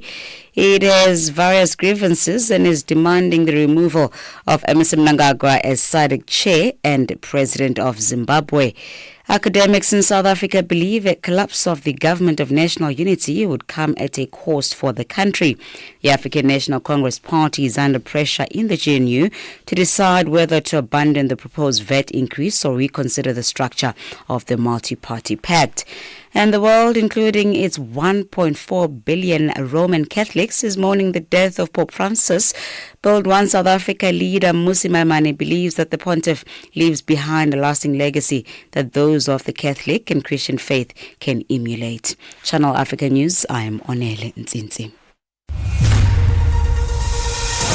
SABC News. Headlines. The African Perspective. Let's get our sports update with Musibudi Makura now. Sports on Channel Africa. The African Perspective. Thank you. Asanda will start here. So the Total Energies CAF Under-20 Africa Cup of Nations tournament in Egypt will take place from the 27th of April up until the 18th of May. This is teams vie for spots at the 2025 FIFA Under-20 World Cup in Chile that gets underway in September of this year. So Africa will have about 4 teams at those finals, also providing the 13 qualified teams with a giant carrot ahead of the post-stage draw that is scheduled for later on this month. So this is how the groups are looking, of course, for the AFCON tournament starting this weekend. Group A has the host side Egypt, Zambia, Sierra Leone, South Africa, as well as Tanzania, while Group B comprises of Nigeria, Tunisia, Kenya, as well as Morocco. Group C will see Senegal, the Central African Republic, as well as the Democratic Republic of Congo and Ghana going up against each other for a place in the playoffs of this competition. We'll stay with football news. Over 500 chairs at the Levi Mwanawasa Stadium were damaged over the weekend by the unruly Nkana Football Club supporters after their team drew 1-1 with town rivals Power Dynamos in a Zambian football derby over the weekend. And the behavior of Nkana fans has left the government of Zambia deeply disappointed. Zambia's Minister of Sport, Alves Ngandu, who watched the match, says government was deeply disturbed as well as disappointed with the turn of events at the Levi Mwanawasa Stadium. He also said Levi Mwanawasa Stadium was the only infrastructure in the country capable of hosting international sporting events. Meanwhile, Football Association of Zambia President Andrew Kamanga has warned of harsh punishment for the offenders. For the field now, the world's most decorated gymnast Simone Biles was named the Sportswoman of the Year, while Swedish pole vaulter Mondo Duplantis captured the men's honor at the Laureus Awards ceremony in Madrid, Spain on Monday night. Now, Biles, who won gold medals in the team all-round as well as vault competitions, as well as a silver on the floor exercise at the 2024 Paris Olympic Games, to complete a triumphant comeback 3 years after withdrawing from the events at the Tokyo Olympic Games won the Laureus Award for a fourth time. That equaled the record held by the tennis great as well as US compatriot Serena Williams. In her speech yesterday in accepting her award, she said she simply wants to continue inspiring young athletes around the world. I want to thank Laureus so much for this incredible honor. I've been dreaming of moments like this since I was a foster kid, so I have to say thank you to my parents for adopting my sister and I and for allowing me to turn my passion into my profession. Whenever I was younger and I started gymnastics, I always wanted to change the sport and just to progress it and inspire the younger generations. So I feel like my job has done just that with the amount of time I've spent on an Olympic and a world stage. Meanwhile, last year's winner Novak Djokovic handed Mondo Duplantis his first Laureus Award after he was nominated in each of the last 3 years, becoming only the second track as well as field athlete to win it after the great Usain Bolt. Widely regarded as one of the greatest pole vaulters of all time, Mondo Duplantis won a second straight Olympic gold medal in Paris, France last year, breaking his own world record for a 9th time before shattering it once again at the Selassie Diamond League meeting the following year. This is what he had to say in accepting his first ever Laureus Award. Thank you, Laureus. Thank you to the Academy. Some halfway decent athletes think that I was deserving of this award, so that's a pretty cool thing. But no, truly I'm honored, and I think it's really great what the Laureus is doing, not only for honoring the best athletes in the entire world, but also everything behind the scenes and a lot of the work done for the development of the youth and helping out people that don't always have the same access as everybody else. So I think that's great. And finally in tennis news, Jelena Ostapenko beat the world number 1 Aryna Sabalenka to win the Stuttgart Open in stunning fashion. Ostapenko, who had failed to win in 3 previous meetings against Sabalenka, took the match 6-1 and 6-4. The Latvian set the tone with a break-off serve in the opening game and kept the pressure on throughout that match. Sabalenka was broken again in the first game of the second set before dropping a serve on a further 2 occasions in an error-strewn performance. Now Ostapenko raced to victory in emphatic style by reeling off 5 games in a row. Ostapenko also beat world number 2 Iga Swiatek en route to the final and of course winning the title. It is her 9th WTA title and her first on clay court back in 2017. Sabalenka was also making a 4th appearance in the Stuttgart Open final, having lost to Ashley Barty in 2021 as well as Swiatek in both 2022 and 2023. At 7:37 a.m. Central African Time. That's a wrap of your sports news this hour. I'm back with a final sports update on Africa Rise and Shine in the next hour. For any sports stories you'd like to share with us, our email address is newsroom@channelafrica.co.za or give us a call on +27 11714 4459. For Channel Africa Sport, I am Mosibudi Makura. Sports on Channel Africa. The African Perspective. Mix Vibration sur Channel Africa.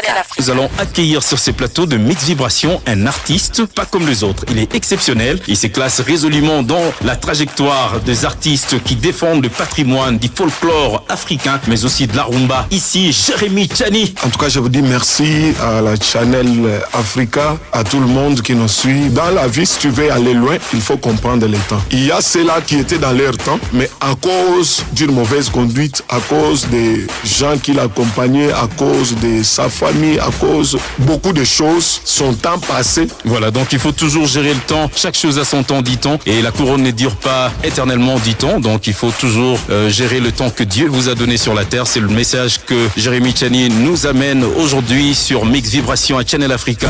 Mix Vibration, tous les dimanches de 18h à 19h, temps universel. Wake up, Africa. Peter Ndoro and Asanda Beda are here to help you rise and shine. Weekdays, 6 till 9 a.m. Central African Time. Only on Channel Africa. It's time now to find out what's been happening on the business and economics front as we say good morning to Eva Chipa.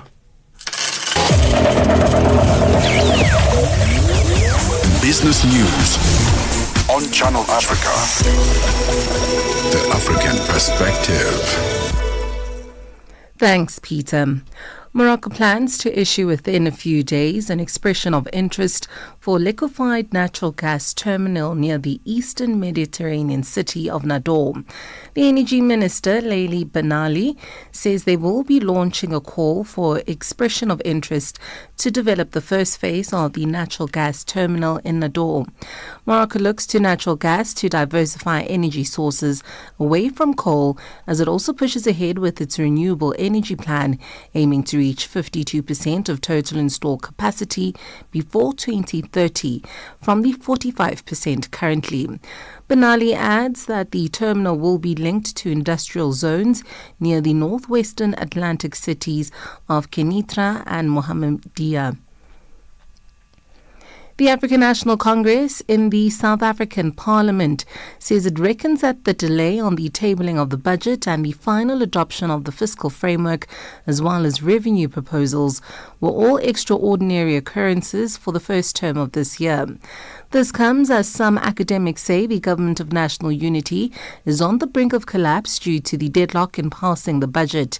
ANC Chief Whip in Parliament, Ndumiseni Ntuli, says there is something positive about the budget for which political parties ought to learn from. In essence, the substance of this budget is presenting an opportunity for our country to walk away from austerity budget and rather increase expenditure, which, as we all know, is the cornerstone for economic growth. As the ANC in Parliament were very optimistic and will undoubtedly hold government accountable to ensure that practical measures are taken. Oil prices climbed in early trade this morning as investors took advantage of the previous day's losses to cover short positions, although concerns persisted over economic headwinds from the tariffs and U.S. monetary policy that could dampen fuel demand.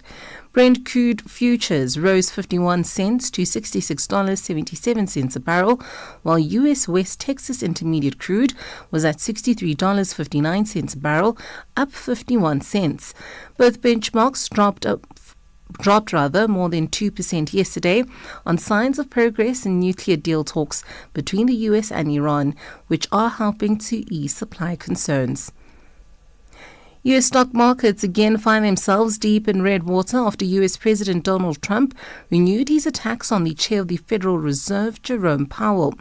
Taking to social media, Trump referred to Powell as a major loser as he pressed the Fed chair to lower interest rates as the economy struggles to find direction since the imposition of sweeping tariffs on countries around the world. Sharon Bryce-Peace reports.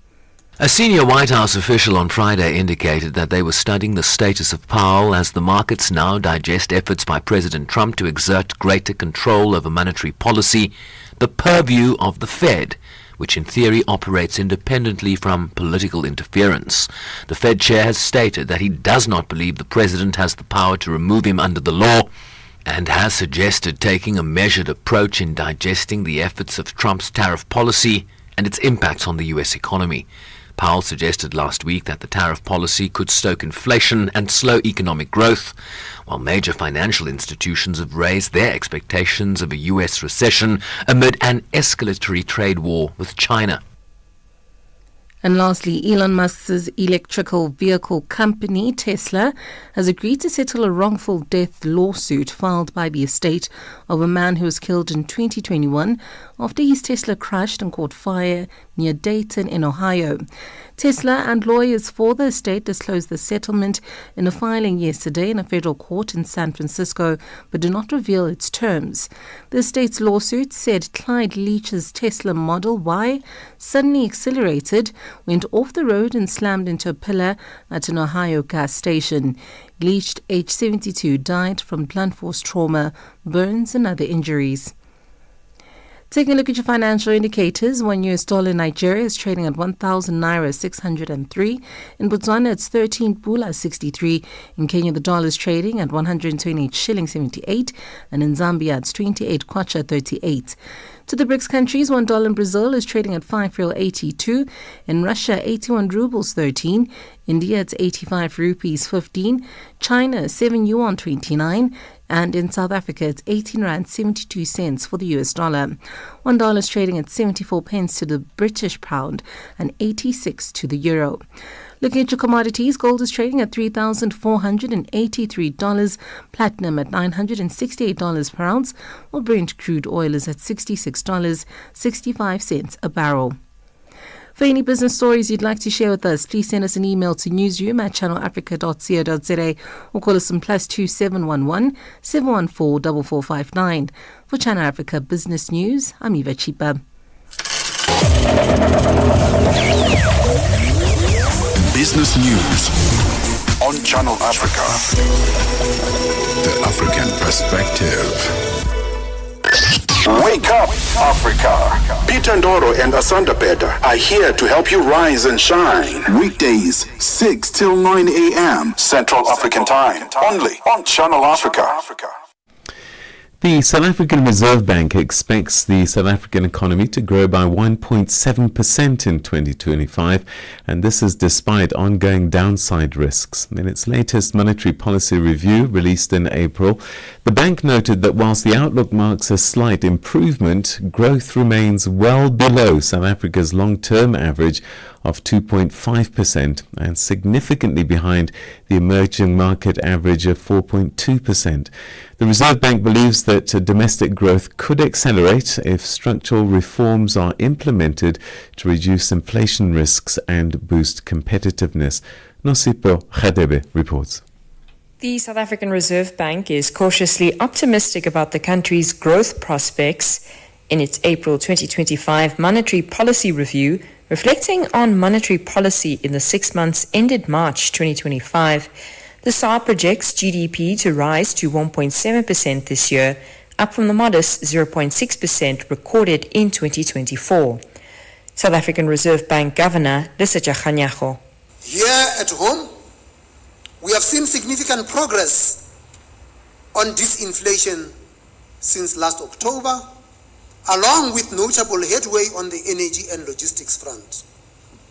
With inflation and inflation expectations better behaved, we lowered borrowing costs, and this will support economic. The central bank notes that household spending is expected to underpin economic activity in the near and medium term, benefiting from low inflation and reduced borrowing costs. Head of Economic Research at the SARB, Christopher Lofelt. In the January 2025 MPC meeting, we looked at a higher tariff scenario, 10 percentage points on all imports to the U.S., and that's the blue line, and you get a stronger pickup inflation from that because it's across the board worldwide. And then we looked at what would happen to inflation from a speedier resolution and a strengthening of OV reforms, and you get a bit of an inflation improvement, as you might expect. The bank says that the early access to retirement savings through the two-part system is set to continue, with the impact likely to diminish over time. On the heightened global trade tensions and tariffs, the SARB says this could push inflation back up. Lofelt explains. The Economic Policy Uncertainty Index has now reached levels consistent with COVID environment, and quite a lot above what we saw in the global financial crisis. Now, that in its own terms isn't something to necessarily get too worried about, except it says again something about the way in which analysts and the markets are understanding the world around them, and they're very uncertain about it. To strengthen growth, the South African Reserve Bank recommends long-term policy reforms like fixing logistics, ensuring energy reliability, and boosting investor confidence. Nosipo Khadebe, SABC News, Johannesburg. All right, our time now being 48 minutes past 7 Central African. Tributes for the late Pope Francis continue to pour in from all corners of the world. The Vatican announced the passing of the Pope on Easter Monday at the age of 88, following a series of worsening health problems, including a respiratory ailment that left him in critical condition in recent months. Francis was the head of the Catholic Church and sovereign of the Vatican City-State from 13 March 2013 until his death. The Argentinian national was known as Cardinal Jorge Mario Bergoglio, the Archbishop of Buenos Aires, when he was elected as the Catholic Church's 266th Supreme Pontiff. He was the first ever from Latin America to lead the Catholic Church. Francis's time as head of the Church was noted for humility and outreach efforts to people of desperate backgrounds and faiths. For more on this, we're joined on the line now by Archbishop Zolile Mpambani of Bloemfontein Archdiocese in South Africa. Thank you so much, Archbishop, for making time for us this morning. How are you? I'm doing fine. Thank you very much, Channel Africa, and good morning to you and good morning to your listeners. Well, condolences to the Church, first of all, on the passing of your leader. Thank you very much, ma'am. It came at a time when nobody expected because, the previous day he was out on his window blessing the people and wishing them happy Easter. And all of a sudden, the next day, the man is gone. And the timing of his passing also, yes, he passed on Easter Monday, a very important day within the Christian faith, especially the Catholic and Anglican denominations. What will you remember the most about the way Pope Francis led the Church during the time of Holy Week?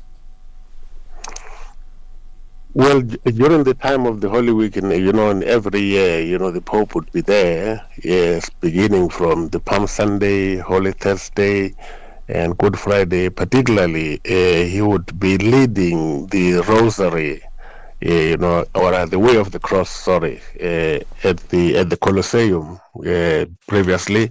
Until then, he got sick when he could not even go to the Colosseum. So he was highlighting to all the Christians the importance of the Easter celebrations, as we know that Easter is one of the pivotal events in the Catholic and in the Christian people. So that is what we'll remember him about mostly. According to a death certificate issued by the Vatican, the Pope died from a stroke and subsequent heart failure. He also suffered from bronchiectasis. The way he was able to manage his ailments to keep fulfilling his duties as leader of the Vatican, what legacy will that leave behind? You even mentioned that this was unexpected, his death, because during Easter he was very much involved.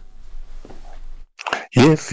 Even though he was ailing, what happens is that the Pope he had been very strong in faith, and he knew that he is there to serve God, and he's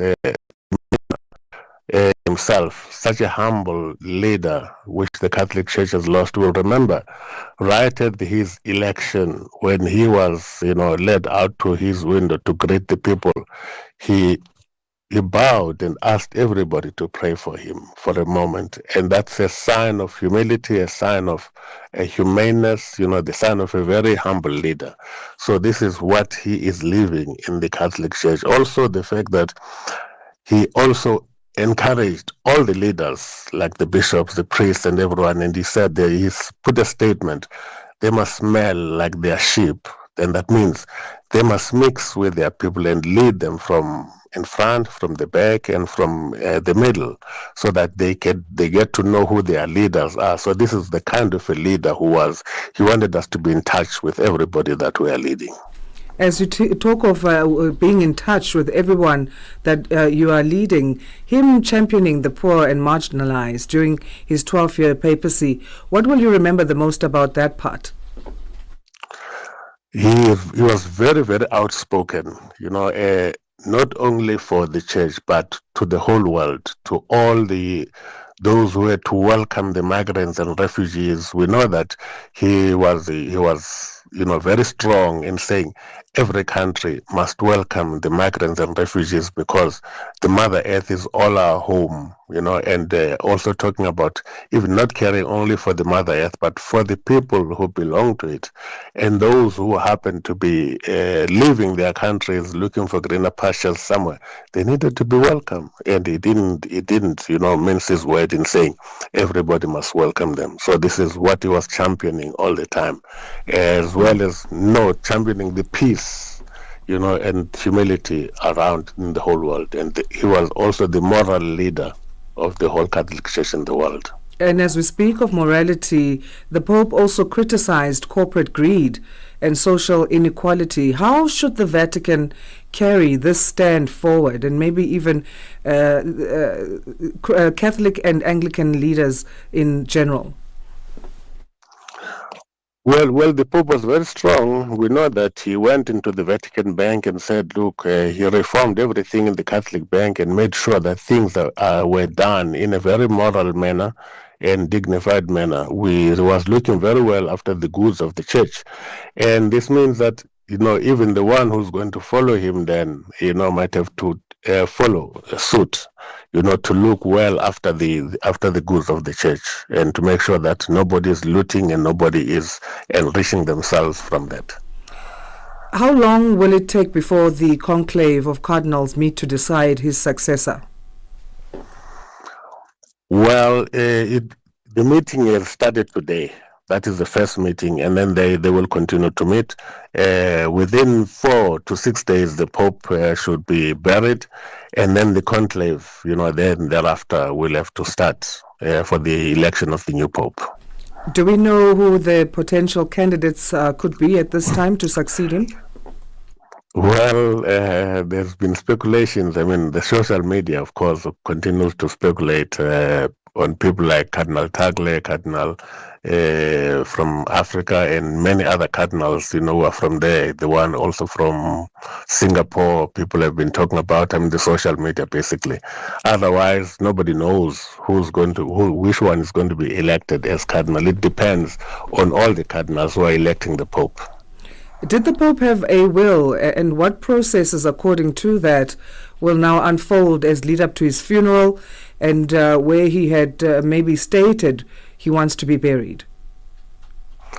Well, yes, he has a spiritual will that he has written, and there is clear that he wants to be buried at the Basilica of St. Mary Major, where some other popes previously, some time back, are buried.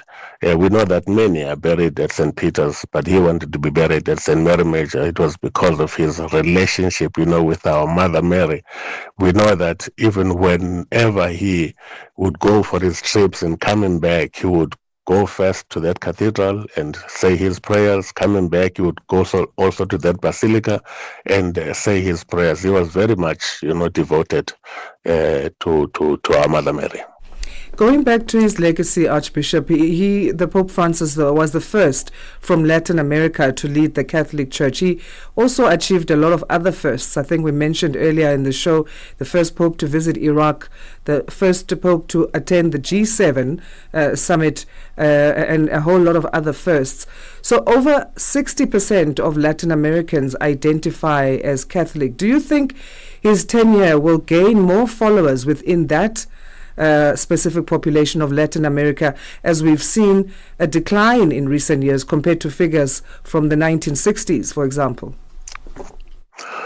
Well, he has left a great legacy, and encouraging all the Catholics. The last thing that he has been doing now is the synod on synodality, where he says everyone must be involved, everyone must participate in the mission of the church, and in their participation, and everyone must belong to this communion of the church.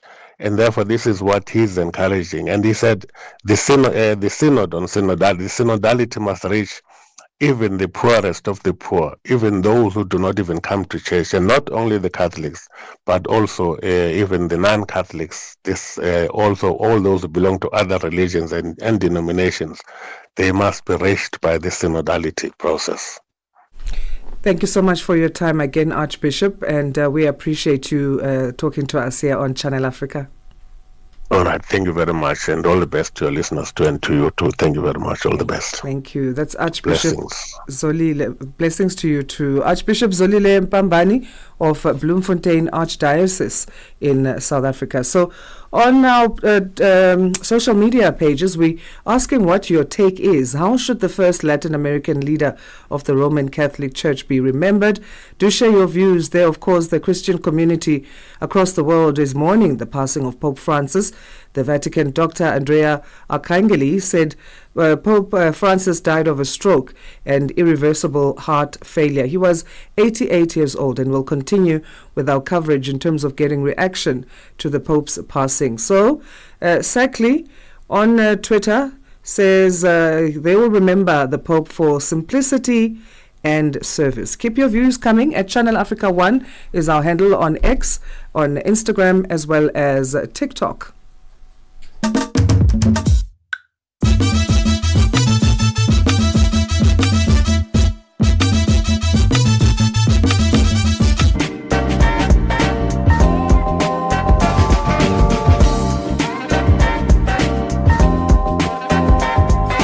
Time. Thanks so much indeed for tuning in to this final hour of the program.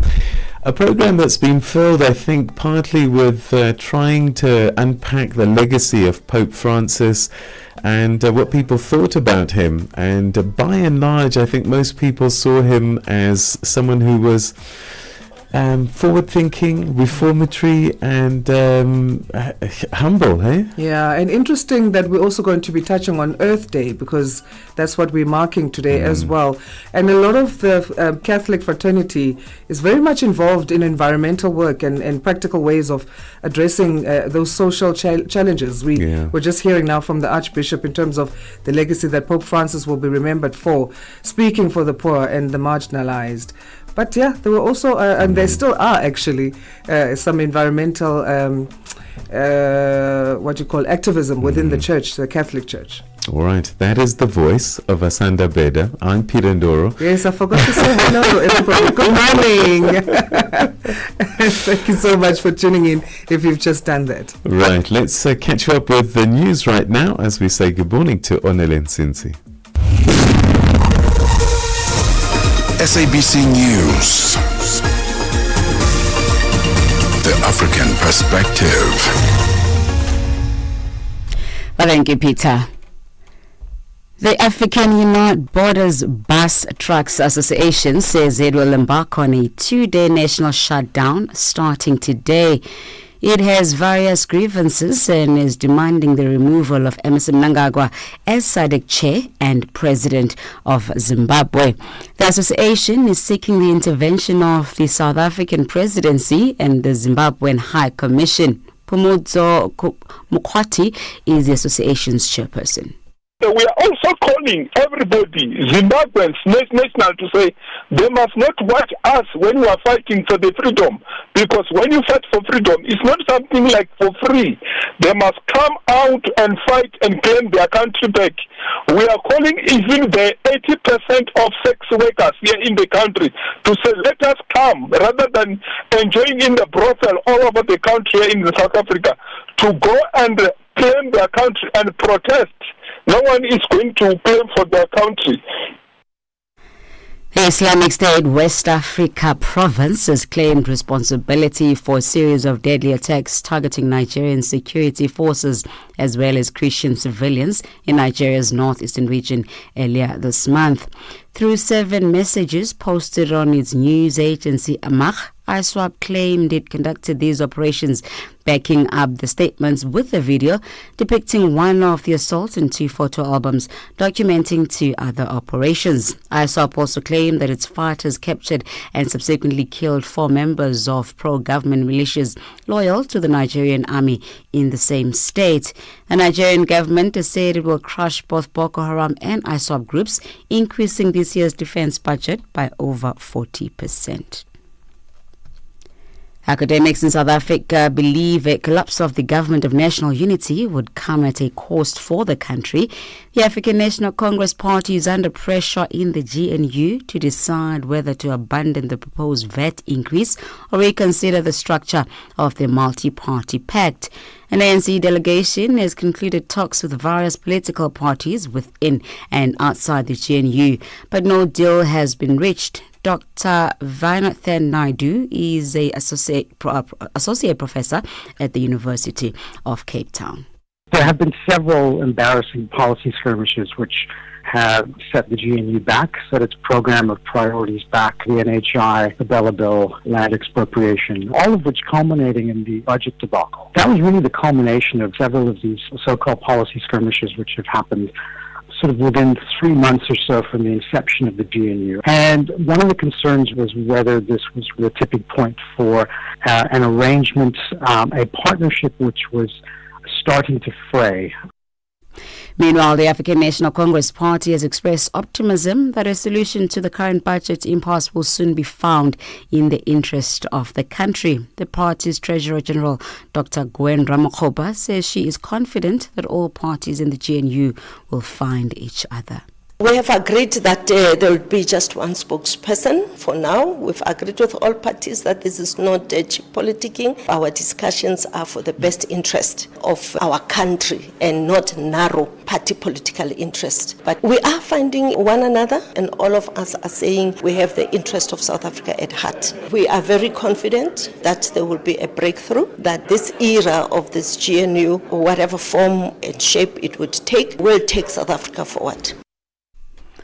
Lastly, as an outpouring of messages continue to pour in following the passing of Pope Francis, Build One South Africa leader Mmusi Maimane has hailed him as a man who fought for injustice. Maimane believes that the pontiff leaves behind a lasting legacy that those of the Catholic and Christian faith can emulate. Pope Francis died at the age of 88. This is what Maimane had to say. And certainly, Pope Francis was one of those popes who, at least in my living memory, had fought hard for justice. He was the first pope from the Americas. He did an incredible amount of work for fighting for cardinals to be included from Africa. He was a pope who led for the reformation of the church and certainly fought for reparations. I guess my most memorable moment that I can think about this particular pope is that he spent an inordinate amount of time fighting for the poor. Channel Africa News, I'm Onele Nzinzi. SABC News. The African Perspective. And coming up in your sports news this hour, Burnley as well as Leeds United secured promotion back to the Premier League, while Yelena Ostapenko beats world number 1 Aryna Sabalenka to win the Stuttgart Open. Details of these and other stories at the bottom of the hour. Wake up, Africa. Peter Ndoro and Asanda Beda are here to help you rise and shine. Weekdays, 6 till 9 a.m. Central African Time. Only on Channel Africa. Pope Francis, the first pontiff of the Americas, was born on 17 December 1936 as Jorge Mario Bergoglio from Argentina in Buenos Aires. He has been hailed as a simple pastor who cared about his congregation. He was elected Supreme Pontiff on 13 March 2013. Bunolo Maribe has more. Del nostro Santo Padre Francesco. Dear brothers and sisters, it is with profound sadness I must announce the death of our Holy Father Francis at 7:35 a.m. The Bishop of Rome, Francis, returned to the house of the Father. His entire life was dedicated to the service of the Lord and His Church. He taught us to live the values of the gospel with fidelity, courage, and universal love, especially in favor of the poorest and marginalized.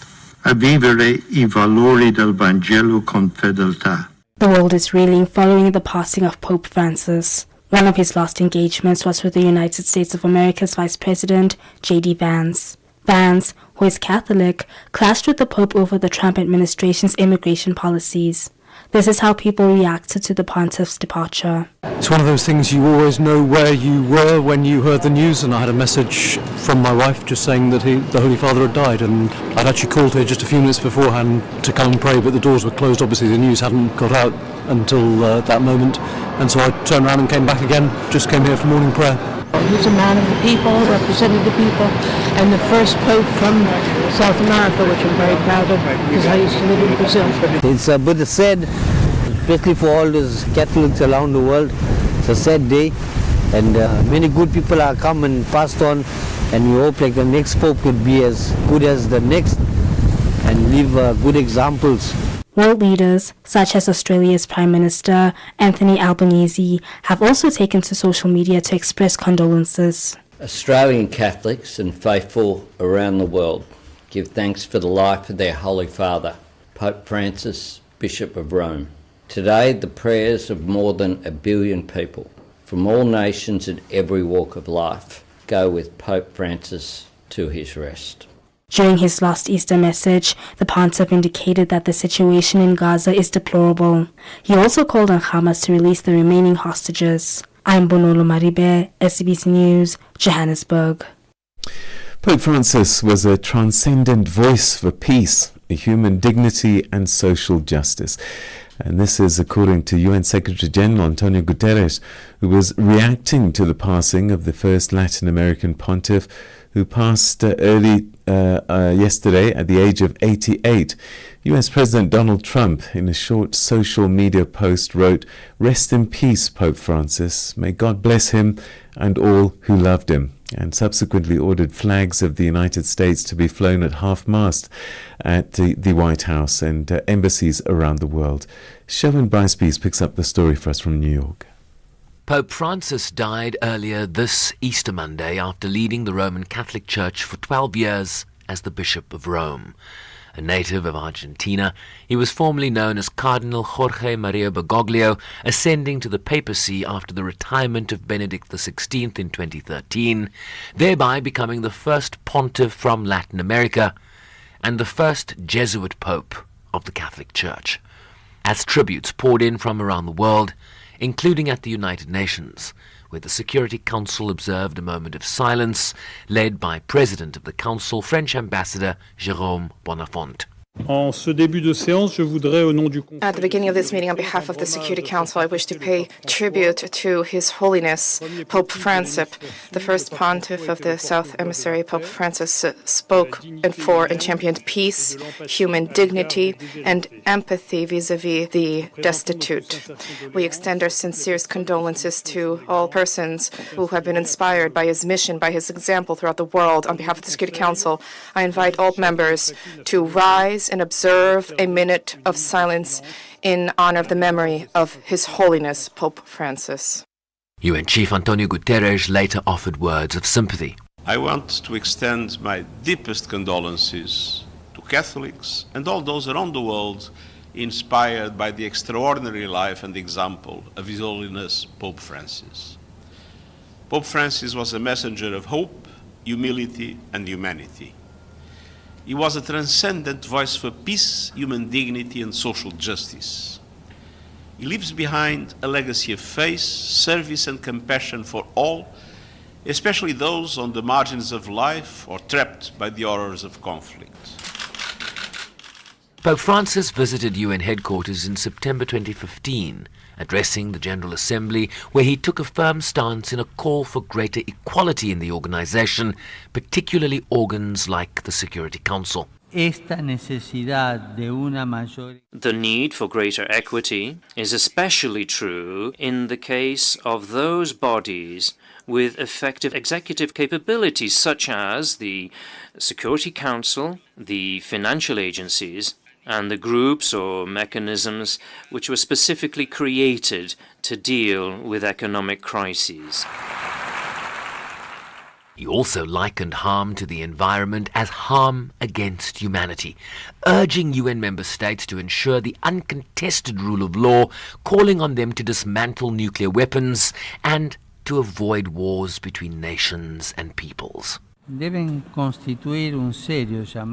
realities should serve as a grave summons to an examination of conscience on the part of those charged with the conduct of international affairs, and not only in cases of religious or cultural persecution, but in every situation of conflict, as in Ukraine, Syria, Iraq, Libya, South Sudan, and the Great Lakes region. Real human beings take precedence over partisan interests, however legitimate the latter may be. Views echoed by the UN chief, a decade after the late pontiff spoke in this building. Through the years, We at United Nations were greatly inspired by his commitment to the goals and ideals of our organization, a message I was honored to convey in my meetings with him as Secretary General. Pope Francis also understood that protecting our common home is at heart a deeply moral mission, a responsibility that belongs to every person. Many of us find great meaning in his final Easter message delivered just yesterday. He appealed for us not to yield, as he called it, to the logic of fear. Instead, he urged the world to invest in what he referred to as the weapons of peace, to help the most vulnerable, to fight hunger, to advance development. Our divided and discordant world will be a much better place if we follow his example of unity and mutual understanding in our own actions. In a short message on social media, US President Donald Trump wrote, "Rest in peace, Pope Francis. May God bless him and all who loved him." Former President Barack Obama called him a rare leader who made us want to be better people, who shook us out of our complacency and reminded us that we are all bound by moral obligations to God and one another. Former Secretary of State Hillary Clinton cited Pope Francis's last public address, in which he preached care for the marginalized, the vulnerable, and migrants, adding, "May we heed his wish." Now listen to the Archbishop of New York, Timothy Dolan. We can never choreograph our own birth or death, can't we? That's always in God's hands. But if you could choreograph it, you couldn't choreograph it any better than what happened. The last time we saw him, Easter Sunday, the last words, "A blessed Easter," as he gave us his blessing. You couldn't, the day that we believe Jesus rose from the dead and shares that victory with us, in which we trust by divine mercy, Pope Francis now shares in abundance. You couldn't have choreographed it better, and we thank him for that. The way he lived and the way he died, he was a great teacher. His passing to be followed by 9 days of mourning, with the date for the funeral to be decided by the cardinals, normally 4 to 6 days after his death.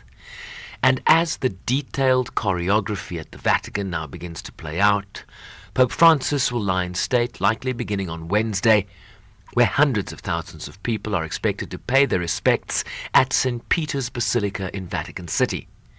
About a week after his funeral, the conclave of cardinals will gather at the Sistine Chapel to elect the 267th head of the Catholic Church. Pope Francis was 88. I'm Sherwin Bryce-Pease in New York. We continue with our special coverage following the death of Pope Francis, the first Latin American leader of the Roman Catholic Church, who passed away at the age of 88 after suffering a stroke. And as we've been hearing, Pope Francis leaves behind a legacy defined by humility, social justice, and a deep commitment to the poor and marginalized. To reflect on his life and legacy, particularly his emphasis on family, compassion, and inclusion, we're now joined by Tony Rowland, a respected Catholic lay leader in South Africa. She co-founded the Marriage and Family Renewal Ministry, or MARFA, with her late husband, Chris Rowland. And for decades, Tony's been a passionate advocate for family life, faith-based healing, and the church's role in modern society. Tony, thanks so much indeed for joining us, and welcome to the program. Thank you, and thank you very much for inviting me. Tony, this must be a sad time for you and 1.4 billion Catholics around the world, particularly the passing of such a huge figure in your church. I would say so, in the church, but, my kind of reaction yesterday when I was, sort of my immediate reaction, of course, was shock and sadness, and I did shed a little tear. But then I wrote a little message on my WhatsApp group saying that the church and the world has probably lost the greatest leader of our time. And I even, I stand by that. I think, if you look at the world today, who else had the stature of someone as well known, as well respected, as well loved, and judged by some others. But Pope Francis certainly was a major figure in our day. How does one reflect on his life and papacy? What stands out for you personally, especially given the kind of work that you've dedicated yourself to? Well, yes, thank you. You know, and the one thing that saddened me a little bit, and I mentioned that also to some of my contacts, is that, you know, nobody has really commented about the important role he played in promoting family life. And in fact, you know, now he's been around he was around for some 12 years. And one of the very first things he did when he was elected as Pope was that he began a discernment process on the needs of families. He held an extraordinary synod.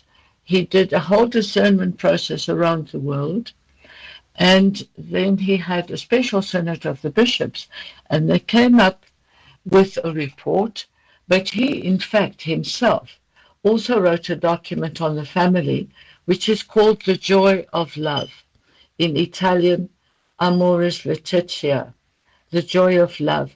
And there he says the joy of love of families is the joy of the church.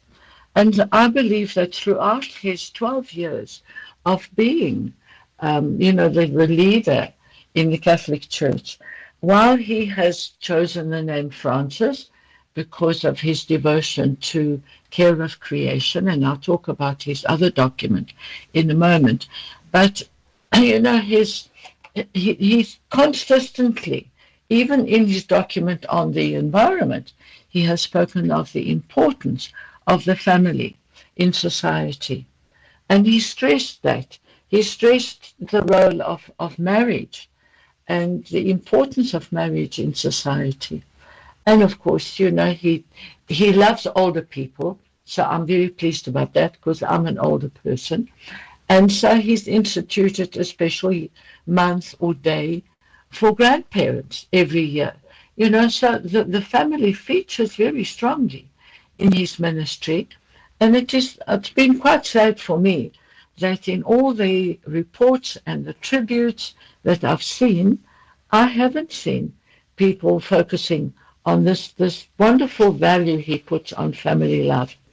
And, you know, the church in South Africa, or rather in Africa, has actually already from 1994, when Pope John Paul II, the late, you know, obviously, one of his predecessors, he started a synod of Africa, and then the church chose the image for Africa of the church as a family, and that has run through these last 30 years, in fact, as well, alongside, you know, other reconciliation needs, racism, patriarchism, all kinds of issues that affect families, but, you know, the whole situation around family life. And, you know, one of the things that I suppose I might be quite well known for is that I promote family as a whole, on a holistic level, as opposed to empowering women. We must empower women. We must empower, you know, care and safeguard our children. But we need to do that in the context of relationships. And that's where the family comes in. And, you know, I believe that Pope Francis was also a protagonist of that kind of thinking. So he clearly taught about it, spoke about it. Do you think that it flowed through the church? When you think about the work that you were doing, do you think that the church generally changed its reflection on the families under Pope Francis's leadership? I don't really think so. You know, it was, as I said, in one of the first things he did, 2014, 2015, was the synod, and I had hoped that, you know, family would come to the front. But in fact, then the care of creation became probably a more important focus And I think Laudato Si, his later document, well, in fact, the document was published before his document on the family in 2015, which is now this year celebrating its 10th anniversary.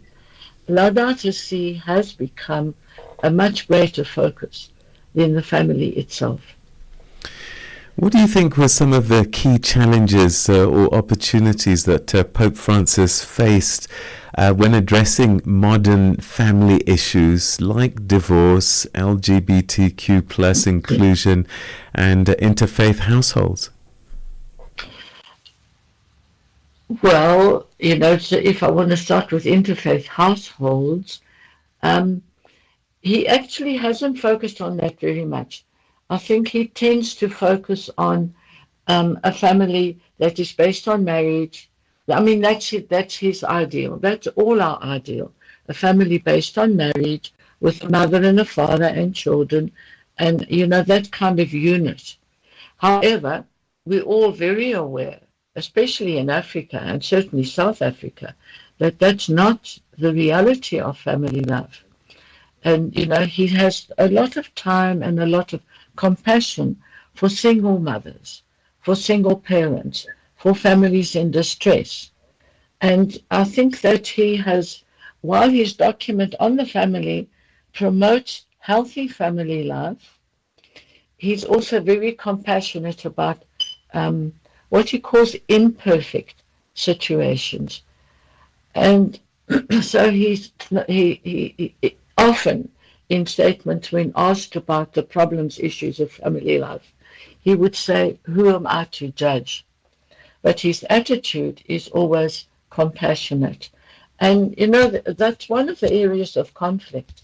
I think that's quite well known in the church, that, there are some who want the traditional family to be the only kind of family recognized. And I think it made life quite difficult for Pope Francis on this area of family life, that he recognized the ideal and yet he was faced with the reality. And so, that's the attitude, in fact, that I try to take in the work that I do, that we need to, to be compassionate about about divorced families and remarried families, and where's their place in church? Where's the place of single parents, especially single mothers, which is a very common reality in South Africa. And then, okay, did you want to say something? Yeah, no, we're running out of time, unfortunately, and there's so much I want to talk to you about. I wish we could have so much more time. He was Pope number 266, which means this is a long-running institution. Modernity has come upon us, and the Church needs, over time, to change to suit modern realities. I wonder, from your perspective, I mean, he was known as a reformer. If he did do a lot of reform, and what the Church needs to prioritize going forward to keep up with modern times that real people are living in? I think he did as much as he could. There were people on both sides. There were conservatives, there were reformers, there were liberals, there were people, who wanted to go all out for something which is not necessarily the most healthy form of relationships.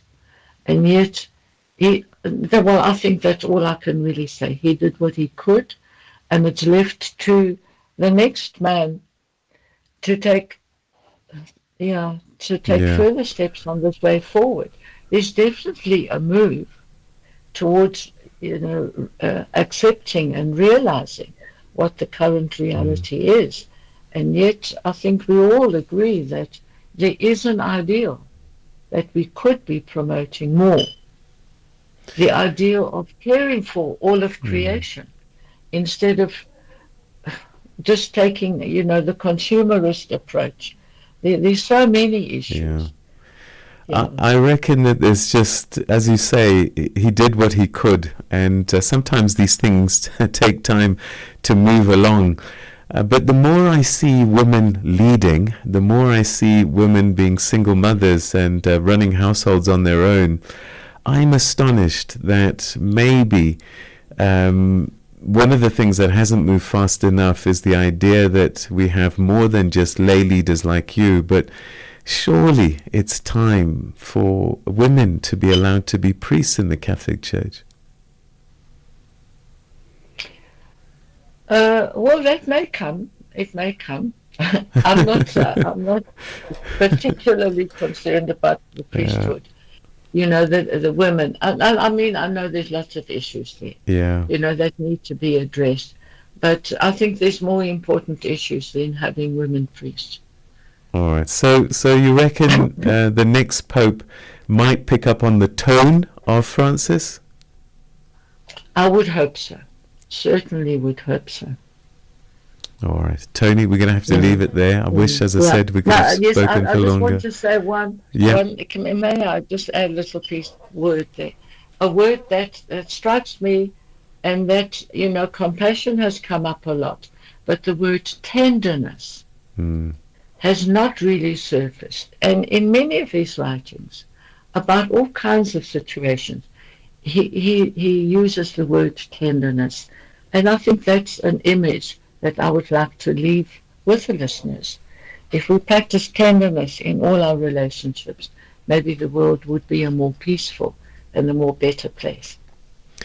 Thank you so much, Tony, for your time and sharing your thoughts with us at this very difficult time. Thank you. You're welcome. That's Tony Rowland, a respected Catholic lay leader in South Africa who co-founded the Marriage and Family Renewal Ministry, or MAFM, talking to us about the passing of Pope number 266, Pope Francis, who died at the age of 88. It's 8:30. Here are your news headlines with Onele Nsinzi. SABC News headlines. The African Perspective. Thank you, Peter. The African United Borders Bus Truck Association says it will embark on a 2-day national shutdown starting today. It has various grievances and is demanding the removal of Emmerson Mnangagwa as SADC chair and president of Zimbabwe. Tunisian police have detained a prominent lawyer and fierce critic of the country's president, Ahmed Soa. This has raised human rights groups' concern that a crackdown on dissent continues.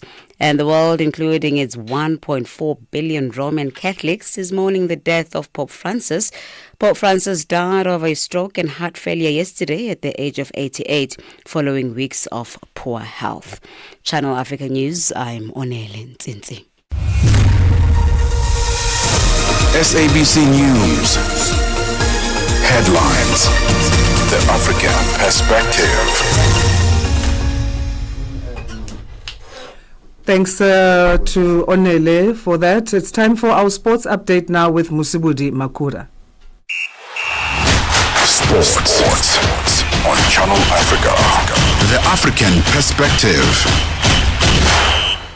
Thank you, Asanda. Very good morning from the sports desk. Now, Burnley as well as Leeds United have been promoted back to the Premier League after both teams secured victories in the English Championship on Monday. So Leeds thrashed Stoke City by 6-0, while Burnley beat third-place Sheffield United 2-1 at Turf Moor as the top two sides moved on 94 points, 8 clear of two games of the league campaign remaining. The destination of the league title will be decided in the final two matches, with Leeds hosting Bristol City and then finishing the season away to Plymouth Argyle, while Burnley will travel to Queen's Park Rangers and then end with a home match against Millwall. Now, Sheffield United are assured of a spot in the Championship playoff, along with Sunderland as well as two other sides for the third and final spot in the next season's top flight football.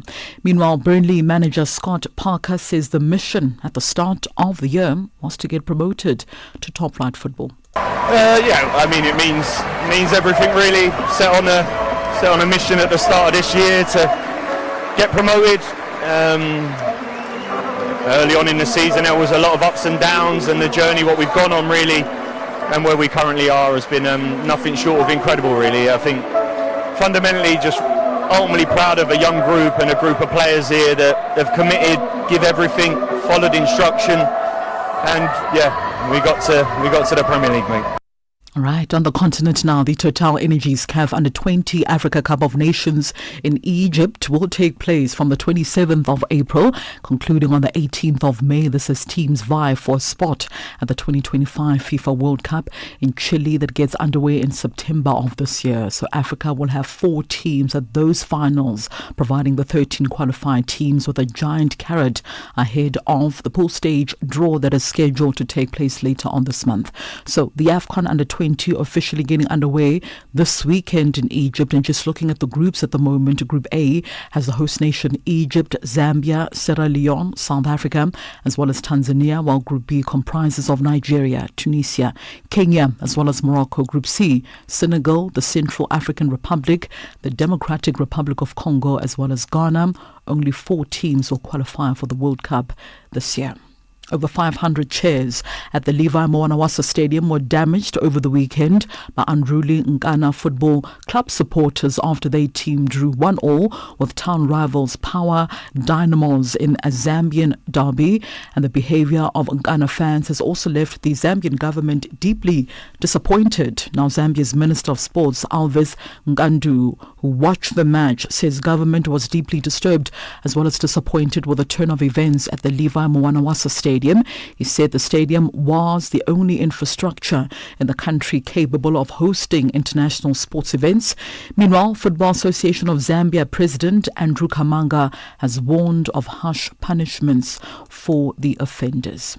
And finally, in case you missed it, Jelena Ostapenko beat world number 1 Aryna Sabalenka to win the Stuttgart Open in stunning fashion on Monday.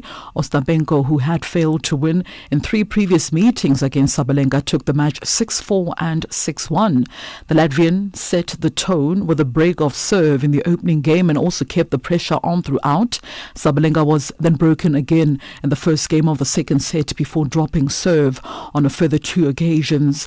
In an error-strewn performance, Ostapenko then raced to victory in emphatic style by reeling off 5 games in a row. Ostapenko also beat world number 2 Iga Swiatek in the quarterfinals en route to winning the title.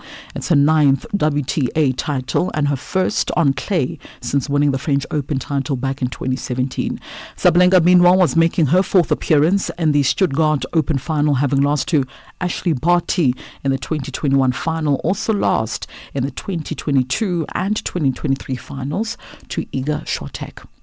And that concludes your sports news this morning on Africa Rise and Shine. More sporting updates coming up in the next hour with the On The Move team. For any sports stories you would like to share with us, our email address is newsroom@channelafrica.co.za, or give us a call on +27 11714 4459. For Channel Africa Sport, I am Musibu D. Makura. Sports on Channel Africa. The African Perspective. Africa in Song with Chanduko Ligege. So the artist that I just played now went by the name A.B. Crystal. So A standing for Alfred, B for Benjamin. What's your take on people having 2 names? Is it because maybe you can't decide on a name? I've heard people saying that they are named because of whatever that was happening around. These are all the seasonal. I'm sure now a baby born in the Eastern Cape is called Nama Tarif. Do you see now? Or it was a born baby when it was, what do you call these things we used to pay for men driving? Nama Iton. Nama Iton, Lizzie. Well, Loma Confident is leaving. Africa in Song with Chanduko Ligege. Wake up, Africa. Peter Ndoro and Asanda Beda are here to help you rise and shine. Weekdays, 6 till 9 a.m. Central African Time. Only on Channel Africa. It's time now to catch you up with the business and economics news. Good morning, Eva Chipa.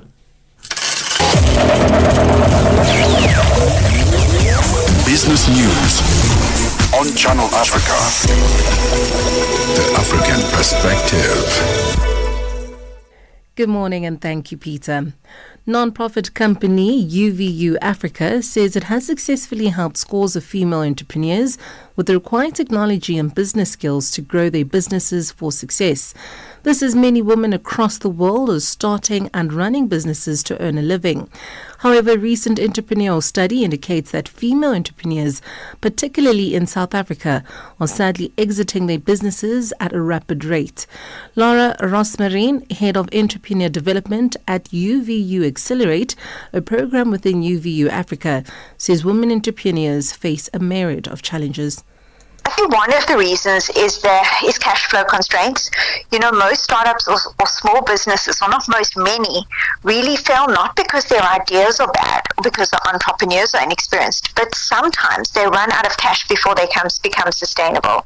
And they're really forced to pick another path. We understand from the GEM index information and the statistics that we're receiving that women often are having to juggle family commitments and work commitments, and this often leads them. Morocco plans to issue within a few days an expression of interest for liquefied natural gas terminal near the eastern Mediterranean city of Ndoro. The Energy Minister, Leila Ben Ali, says they will be launching a call for the expression of interest to develop the first phase of the natural gas terminal. Morocco looks to natural gas to diversify energy sources away from coal, as it also pushes ahead with its renewable energy plan, aiming to reach 52% of total installed capacity before 2030, from 45% currently. Ben Ali added that the terminal will be linked to industrial zones near the northwestern and Atlantic cities of Kenitra and Mohammedia. The African National Congress in South Africa's parliament says it reckons that the delay on tabling the budget and the final adoption of the fiscal framework, as well as revenue proposals, were all extraordinary occurrences for the first term of this year. This comes as some academics say the government of national unity is on the brink of collapse due to the deadlock in passing the budget. ANC Chief Whip in Parliament, Mdumiseni Ntuli, says there is something positive about the budget for which political parties should learn from. In essence, the substance of this budget is presenting an opportunity for our country to walk away from austerity budget and rather increase expenditure, which, as we all know, is the cornerstone for economic growth. As the ANC in Parliament, were very optimistic and will undoubtedly hold government accountable to ensure that practical measures are taken. U.S. stock markets again find themselves deep in the red after U.S. President Donald Trump renewed his attacks on the chair of the Federal Reserve, Jerome Powell. Taking to social media, Trump referred to Powell as a major loser as he pressed the Fed chair to lower interest rates as the economy struggles to find direction since their imposition of sweeping tariffs on countries around the world. Sharon Vice-Peace has more. A senior White House official on Friday indicated that they were studying the status of Powell as the markets now digest efforts by President Trump to exert greater control over monetary policy, the purview of the Fed, which in theory operates independently from political interference. The Fed chair has stated that he does not believe the president has the power to remove him under the law and has suggested taking a measured approach in digesting the efforts of Trump's tariff policy and its impacts on the U.S. economy. Powell suggested last week that the tariff policy could stoke inflation and slow economic growth, while major financial institutions have raised their expectations of a U.S. recession amid an escalatory trade war with China. And lastly, India, the world's second biggest producer of crude steel, imposed a 12% temporary tariff on some steel imports, locally known as a safeguard duty, to curb a surge in cheap shipments primarily from China. A flood of Chinese steel in recent years has pushed some Indian mills to scale down operations and mild job cuts. And India is one of the number of countries to have contemplated the action to stem imports to protect local industry. The Ministry of Finance placed the order into effect from yesterday and said it would be effected for 200 days. The move is New Delhi's first big trade policy shift since U.S. President Donald Trump imposed a wide range on tariffs on countries this month, kicking off a bitter trade war with China. Taking a look at your financial indicators, $1 in Nigeria is trading at 1,000 naira 603. In Botswana, it's 13 pula 63.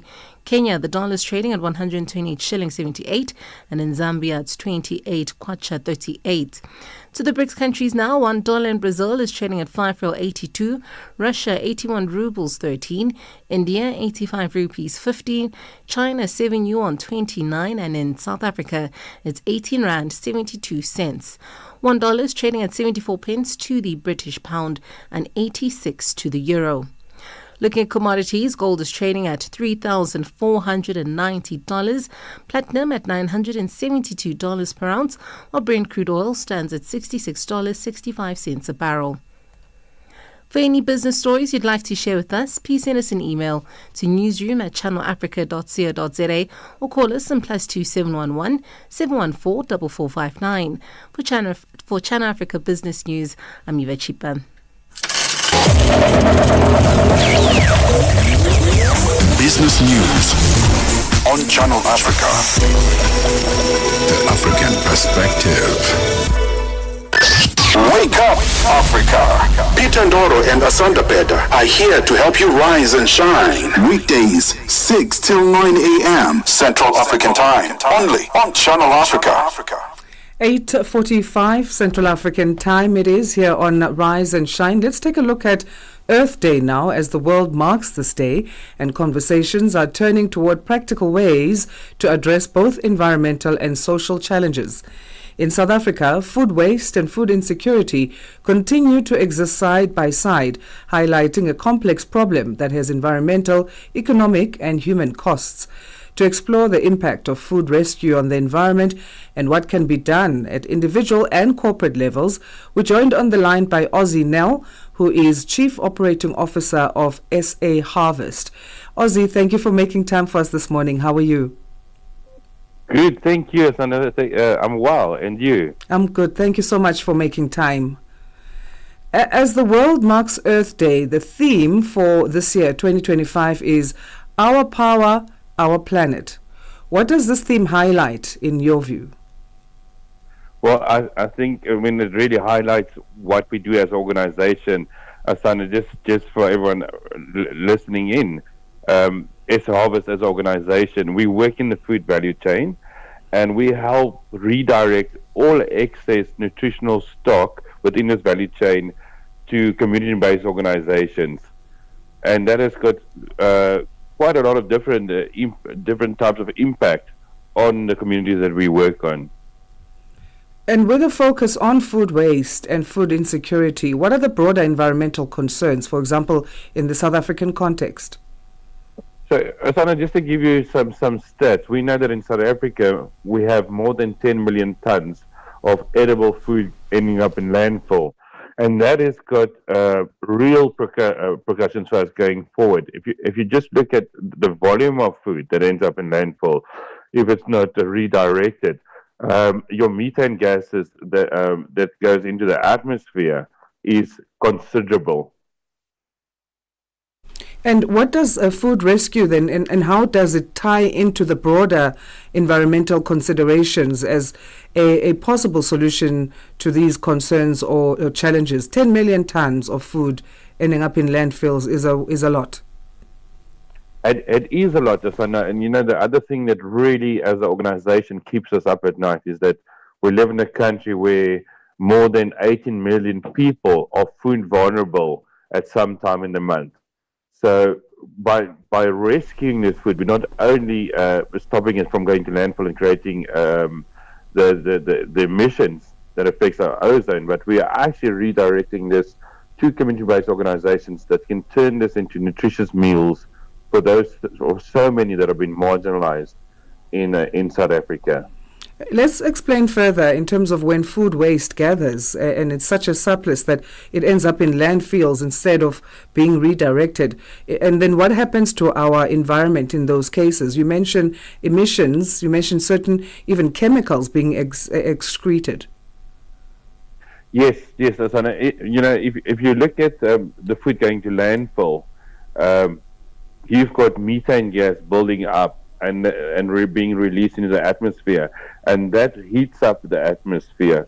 and contributes considerably to global warming. And while there's this food waste, we have a challenge on Africa of high levels of food insecurity. Why do you think this reality continues to exist?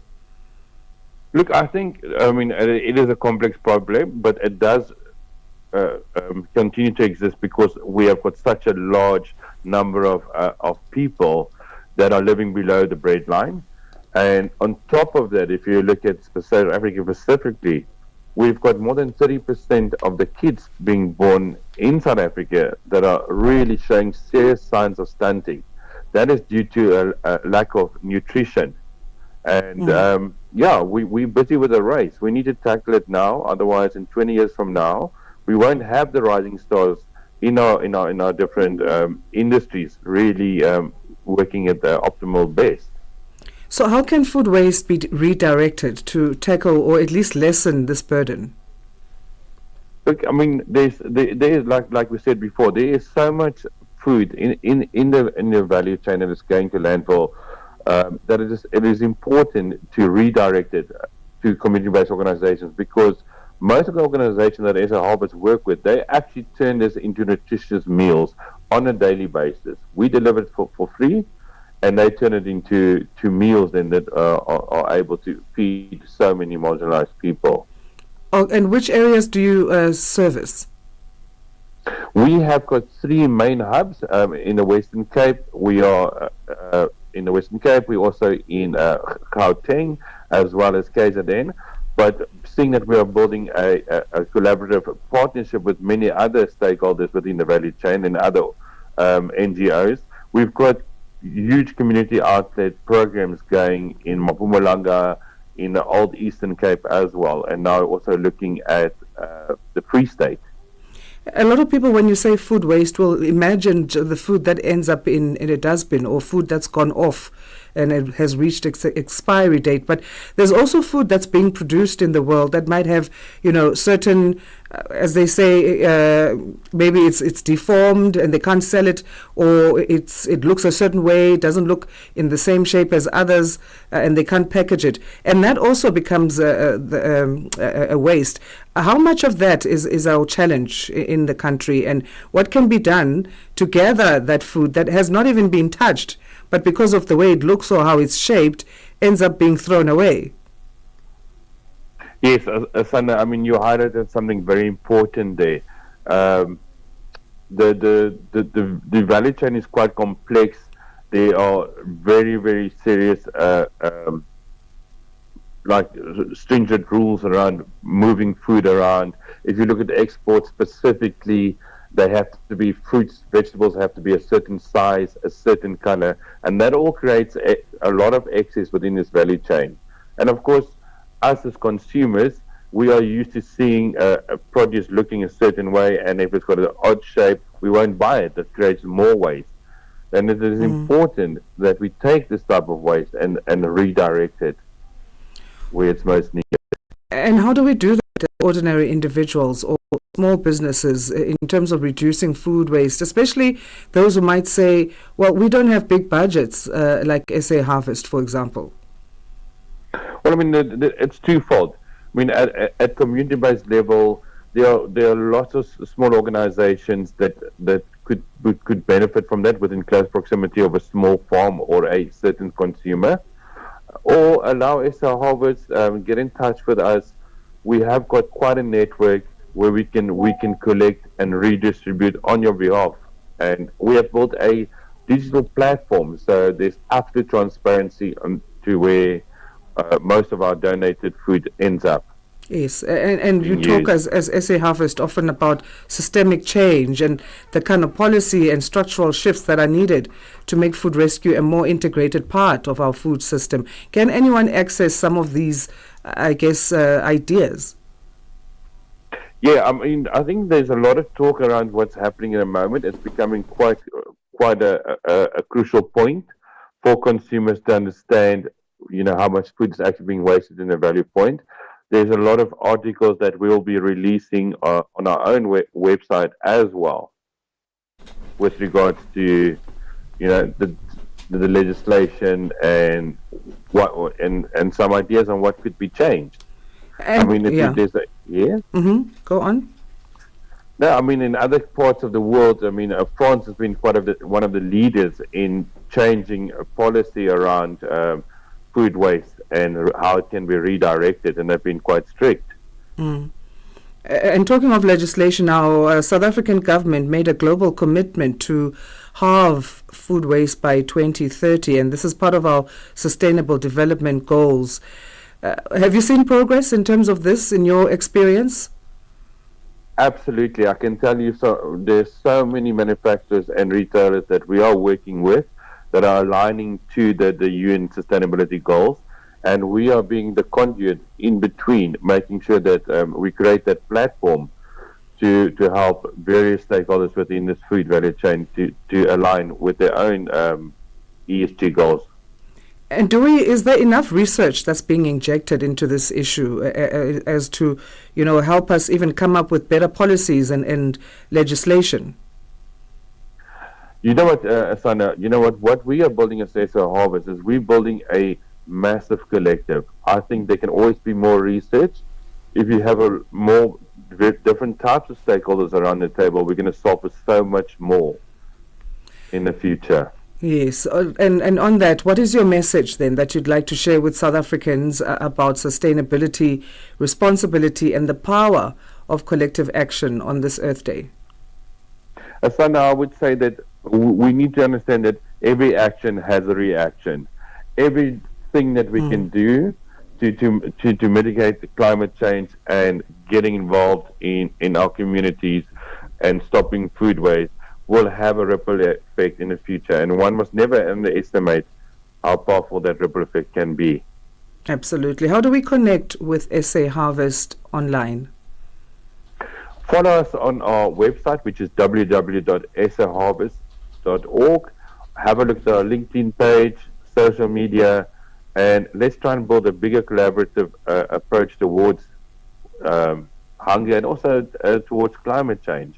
Absolutely. And I mean, also with this are water and energy costs that one might not always think to factor in, but it becomes an entire ecosystem that's affected. So true, Asana. You are well informed. There are various other factors that get affected by food waste. Well, thanks again for your time on this Earth Day, Ozzy. We appreciate it here on Channel Africa. And we appreciate you sharing our story and the message.